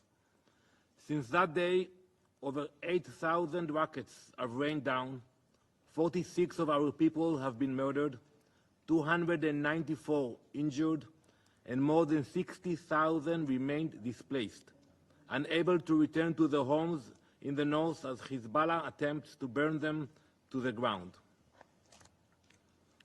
Every day, Hezbollah's rockets deliberately target our civilians, attempting to destroy homes and force entire communities to flee in fear. Families have been torn apart. 12 Israeli Druze children who were playing soccer one moment were dead the next. And still, the terror continues every day. Where was the international community? Human rights? Nowhere. Every day, rockets, missiles, drones. Hezbollah's relentless attacks have forced innocent civilians, parents, children, the elderly, to abandon everything. They are now refugees within their own country, living in temporary shelters, unsure of when or if they will ever return to the places they once called home. This is not just the displacement of individuals, but of entire lives, memories, and futures. It has been nearly a year since they were forced to flee, and still they wait for the day when it will be safe to return. Israel will not allow this to continue. Our objective is very clear. We will restore security to our northern border, and we will bring our people home. It is our responsibility. The goal of returning our displaced citizens has been formally included in the objectives of this war. We will do whatever it takes to achieve this, and we will not allow Hezbollah's terror to dictate the future of our nation. If Hezbollah does not retreat from our border and back to the north of the Litani River through diplomatic efforts, Israel will be left with no choice but to use any means within our rights to defend our citizens and enable the evacuees of the north to return to their homes. Hezbollah has turned southern Lebanon into a war zone, using civilian homes as weapons depots and UNIFIL bases as launch points, digging tunnels beneath them and using innocent civilians as well as UN peacekeepers as the human shields. This is not just an attack on Israel. It is a crime against Lebanon itself. Hezbollah has brought untold suffering, not just to Israelis, but to the Lebanese people, who are also trapped in the grip of this terrorist organization. If this modus operandi sounds familiar, it is because the same is used by another terror organization, Hamas, also using civilians. Yet, the Lebanese foreign minister who sits here today could not find the courage to even mention Hezbollah. We know that is a problem. If we will sit together, we can achieve very fast agreements about everything. I'm not familiar with occupation of Israel in Lebanon. I'm not familiar with these major disputes. We can sit with your help and achieve some kind of a compromise. But we know that the real problem is not Lebanon. The real problem is Hezbollah. It is his government, after all, that bears the responsibility. They are incapable of implementing Security Council resolutions, nor preventing terrorist organizations from dragging their entire country into war. Minister Abdallah Abu Habib, Your Excellency, you have allowed a terrorist organization to create a state within your state, bringing ruin to your own people. Instead of blaming us, your peaceful neighbors, you should take action now to restrain Hezbollah and avoid greater escalation. If you continue to ignore Hezbollah's aggression, the pain and the suffering of the Lebanese people will be on your shoulders. Mr. President, While Israel is not seeking a wider conflict, I will be clear, we will not allow Hezbollah to continue its provocations. Their actions violate international law, and Israel will defend itself. We will not allow our people to live under constant threat, nor will we allow Hezbollah to use Lebanese territory as a launchpad for violence. For too long, we have called on this Council to enforce Resolutions 1701 and 1559. For too long, our calls have been ignored. For years, Israel has supplied data on Hezbollah's build-up in clear violation of Council resolutions, but to no avail. Hezbollah and its Iranian puppet masters must face real consequences for their actions. Hezbollah must be disarmed, and Iran must be held accountable for destabilizing the region. The world cannot afford to let Hezbollah's terror continue unchecked. We call on this Council to condemn Hezbollah and Iran, and to designate Hezbollah and the Islamic Revolutionary Guard Corps as terrorist organizations. Words are no longer enough.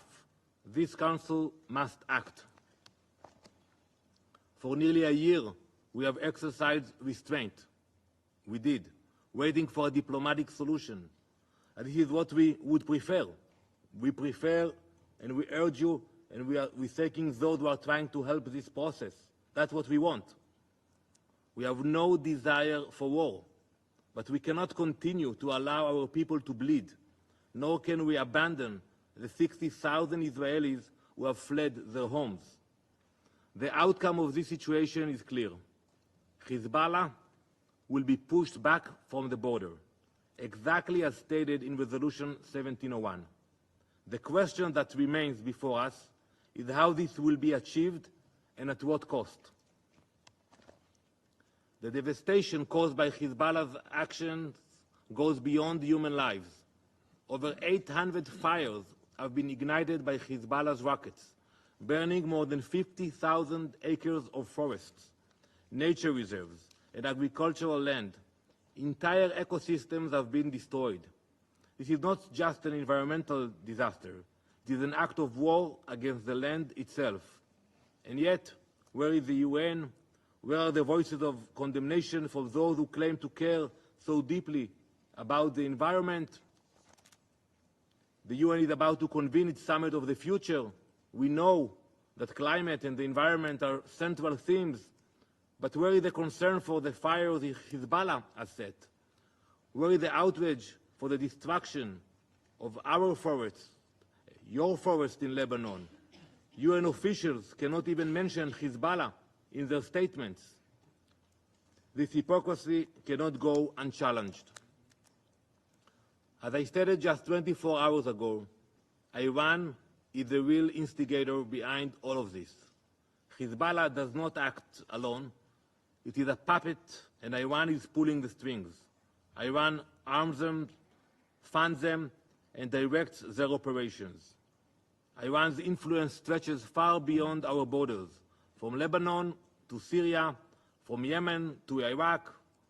If Gaza could have been the Singapore of the Middle East, Beirut should have been the Paris of the Middle East. But we see that wherever Iran is involved, chaos and destruction inevitably follow. Mr. President, Israel will do whatever is necessary to protect its citizens. We will bring our displaced people back to their homes in the north. We will restore security, and we will bring calm to our nation. This is our right, and we will exercise it fully.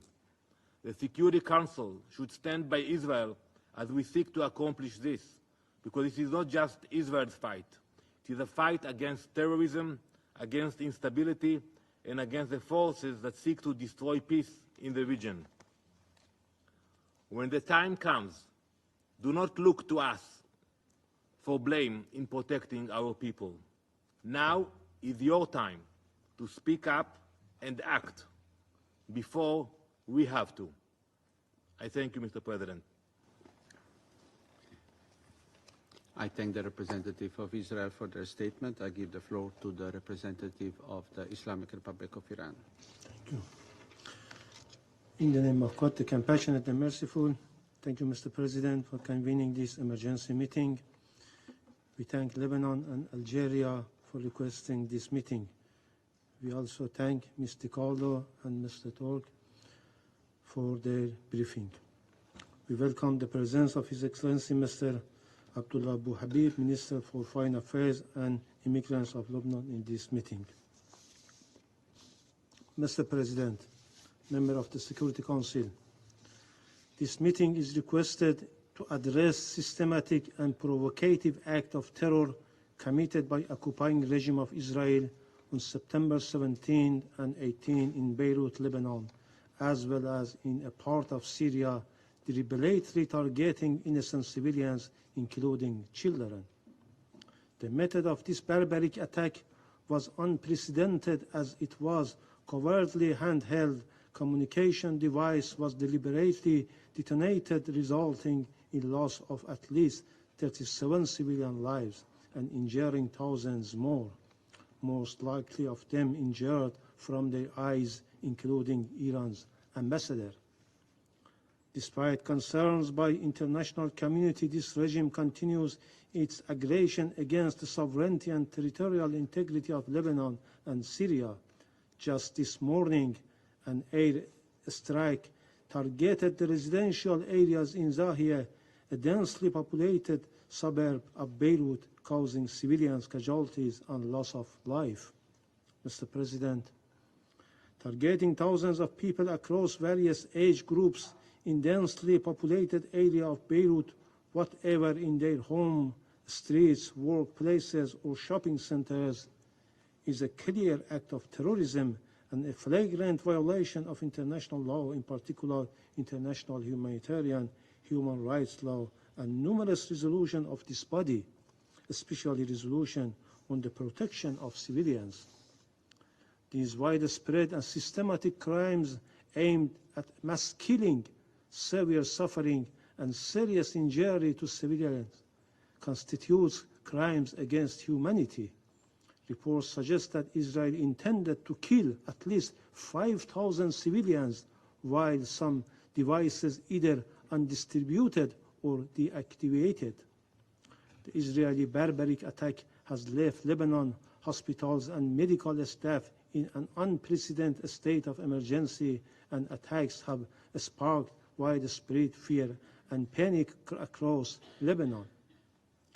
Undoubtedly, Israel bears full responsibility for the perpetration of such horrific crimes. The repercussions of this attack extend far beyond Lebanon's border. The targeting of communication devices in the heart of Beirut sends a clear message to the international community.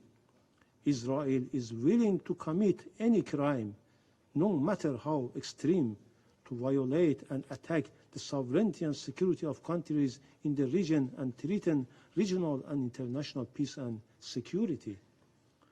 The Islamic Republic of Iran condemns in the strongest terms these horrible and barbaric attacks.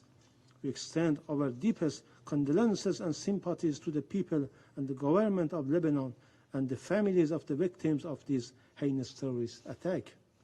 We wish a swift and full recovery to the injured and reaffirm our unwavering solidarity with our Lebanese brothers and sisters.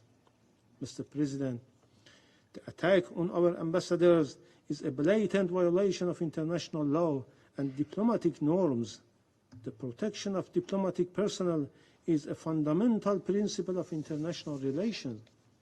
The Israeli terrorist attack has flagrantly violated the 1961 Vienna Convention on Diplomatic Relations and 1973 Convention on the Prevention and Punishment of Crimes against International Protected Persons, including diplomatic agents.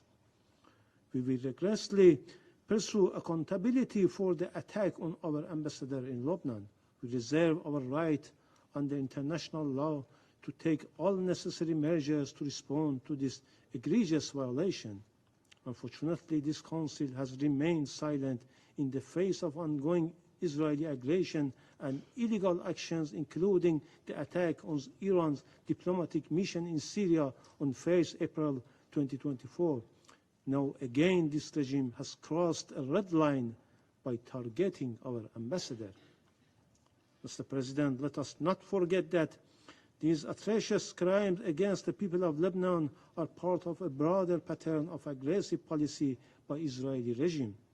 The Islamic Republic of Iran has repeatedly warned about the serious repercussions of malicious activities of the Israeli regime in the region. For the sake of regional peace, security, and the so-called ceasefire talks, the Islamic Republic of Iran has consistently shown maximum restraint. However, Israeli atrocities, from the ongoing genocidal war against the Palestinian people and occupation of Palestinian territories, to illegal strike in Syria and Lebanon, on the attack on Iran diplomatic mission in Syria, and cowardly assassination of Palestine's former prime minister and the political leader of Hamas in Tehran, demonstrate an Israeli relentless commitment to destabilizing the region and threatening international peace and security. Mr. President, the gravity of Israeli atrocities against the people of Lebanon must be recognized not just as an attack on Lebanon, but as a threat to peace and security across the region. We must ask ourselves, how much longer will the international community allow such atrocious crime to go unchecked? For decades, Israel has engaged in a pattern of aggressive actions aimed at destabilizing the region, whether through military operation, sabotage, or direct attack on civilians. This continuous aggression endangers the peace and security of the Middle East, fueling cycles of violence and further entrenching conflict. Regrettably, the Security Council has failed in its duty to maintain international peace and security. Israel's malevolent activities are often overlooked or outright supported by certain Western nations. Unwavering political, military, and economic support provided to Israel by the United States and its allies emboldens this regime to continue its violations without fear of accountability. This unconditional support, coupled with the deliberate blocking of any international effort to hold Israel responsible, has created an environment of impunity. The international community must not ignore the role of the Western countries, in particular the United States and UK, play in enabling Israel's aggressions.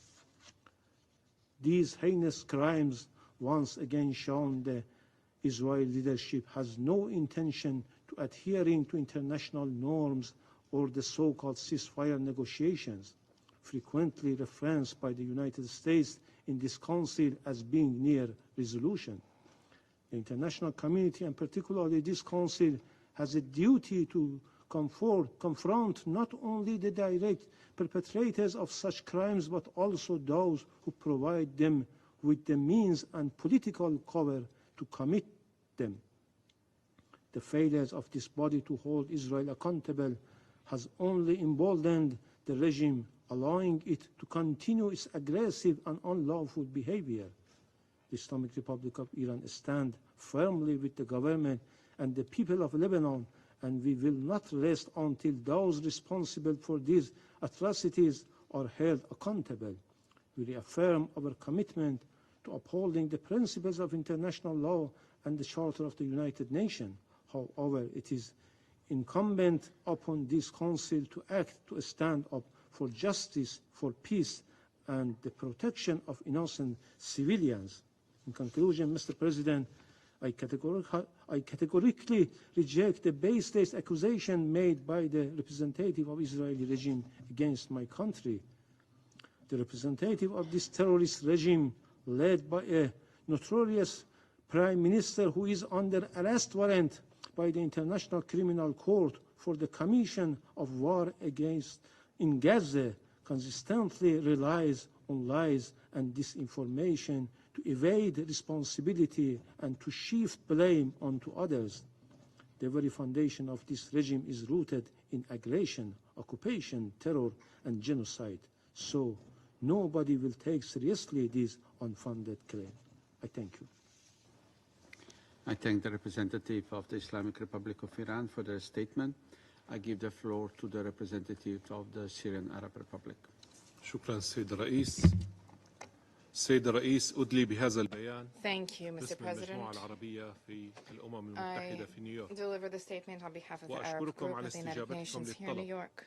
I wish to thank you for having positively responded to the request from the brotherly country of Algeria, a member of the Security Council, for the convening of this emergency meeting to address the most recent escalation in the ongoing Israeli escalation against the fraternal people of Lebanon over the past year. I welcome the presence of the Foreign Minister of Lebanon, Mr. Abdallah Bouadid. Mr. President, on Tuesday and Wednesday, on the 17th and 18th of September, last, Lebanon was targeted by targeted assassinations by Israel, targeting thousands of Lebanese civilians throughout the country.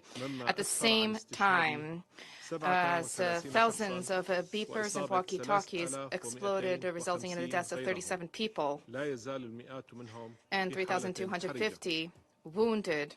Many of these people remain in critical condition.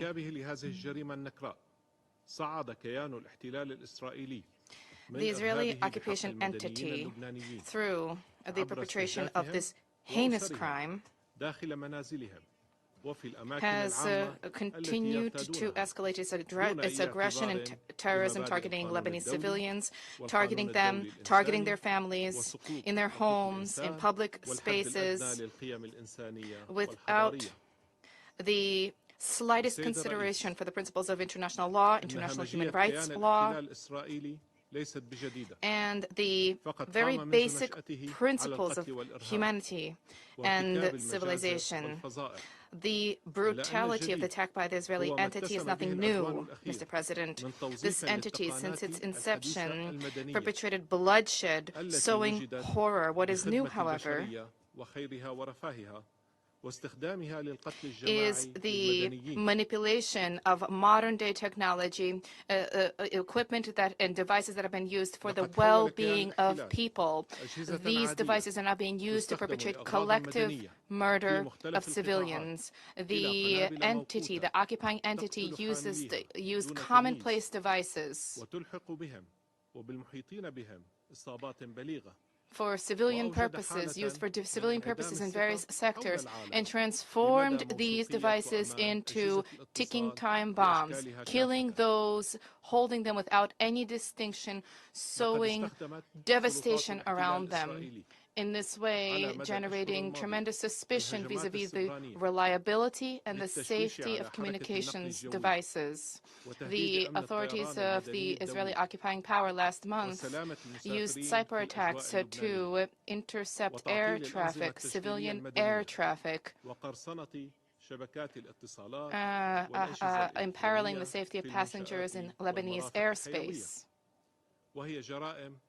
And this resulted in disruptions in the civilian operating system, resulting in the piracy of electronic devices, as well as of vital devices and applications. These are crimes that elucidate Israel's contempt for civilian life and international law. The Arab group condemns in the strongest terms the Israeli terrorist acts against the fraternal Lebanese people. We call for accountability for the perpetrators of these crimes. We extend our deepest condolences to the families of the victims. And we wish a speedy recovery to the injured. We extend our full solidarity with Lebanon, our full support for its resistance and its fight against Israeli aggression, which threatens its security and stability, which also represents an additional burden at a time when Lebanon is tackling many challenges in many sectors, including the health sector. The Arab group demands that the Security Council condemn this Israeli cyber terrorism, this ongoing aggression against the brotherly Lebanese people, which is part and parcel of the acts of genocide that are being perpetrated, ethnic cleansing, as well as systematic violations of international law being perpetrated by the Israeli occupying entity against the Israeli Palestinian people in the Gaza Strip and the West Bank. And we condemn aggressions against countries in the region, including Syria. The Arab group reiterates that Israeli acts of aggression will not stymie the desire of the commitment of our people to and our attachment to the legitimate rights to liberate territory. We demand that the Security Council meet its responsibility for the maintenance of international peace and security, and we demand an end to this aggression, for the Security Council to enforce the relevant resolutions to end the Israeli occupation of Arab territories in Palestine, Syria, and Lebanon. The Arab group holds the Israeli occupying entity as fully accountable for any escalation, any situation that results in full-blown war in the region. Mr. President, I now wish to deliver the following remarks in my national capacity. The Syrian delegation aligns itself with the statement of the Arab group. Syria condemns the aggression and the ongoing terrorism against the Lebanese people, including cyber terrorism, which claim the lives of dozens, injuring thousands, including the Iranian ambassador to Lebanon. We also condemn the barbaric aggression which targeted the south suburbs of Beirut, claiming the lives of 12 people, including children, which resulted in 66 people being wounded. Syria reaffirms its full solidarity with the fraternal Lebanese people, and we call upon all peoples throughout the world to condemn the Israeli aggression against Lebanon and to act to put an end to this, and to demand accountability for the authorities, the occupying authorities, for the crimes perpetrated. Furthermore, we believe that states supporting Israel, the United States first and foremost, shoulder full responsibility for the ongoing Israeli occupation, its acts of aggression, its barbaric crimes, as well as obstruction at the Security Council, preventing the Security Council from upholding its responsibility to counter threats posed by the occupying power, threats to international peace and security. To conclude, there is a single reason for the instability in the region, that is the Israeli occupation of Arab lands in Palestine, in the Syrian Golan, and in South Lebanon. The Al-Majd al-Shams, who was the representative of the occupation, has tried to manipulate this history. These are children who are Syrian children residing in the occupied Syrian Golan, who aspire, as do their families, to live freely. For the Golan to return to Syria, the solution in the region can only, the resolution in the region can only lie through an end to the occupation, Israel's cessation to its systematic violations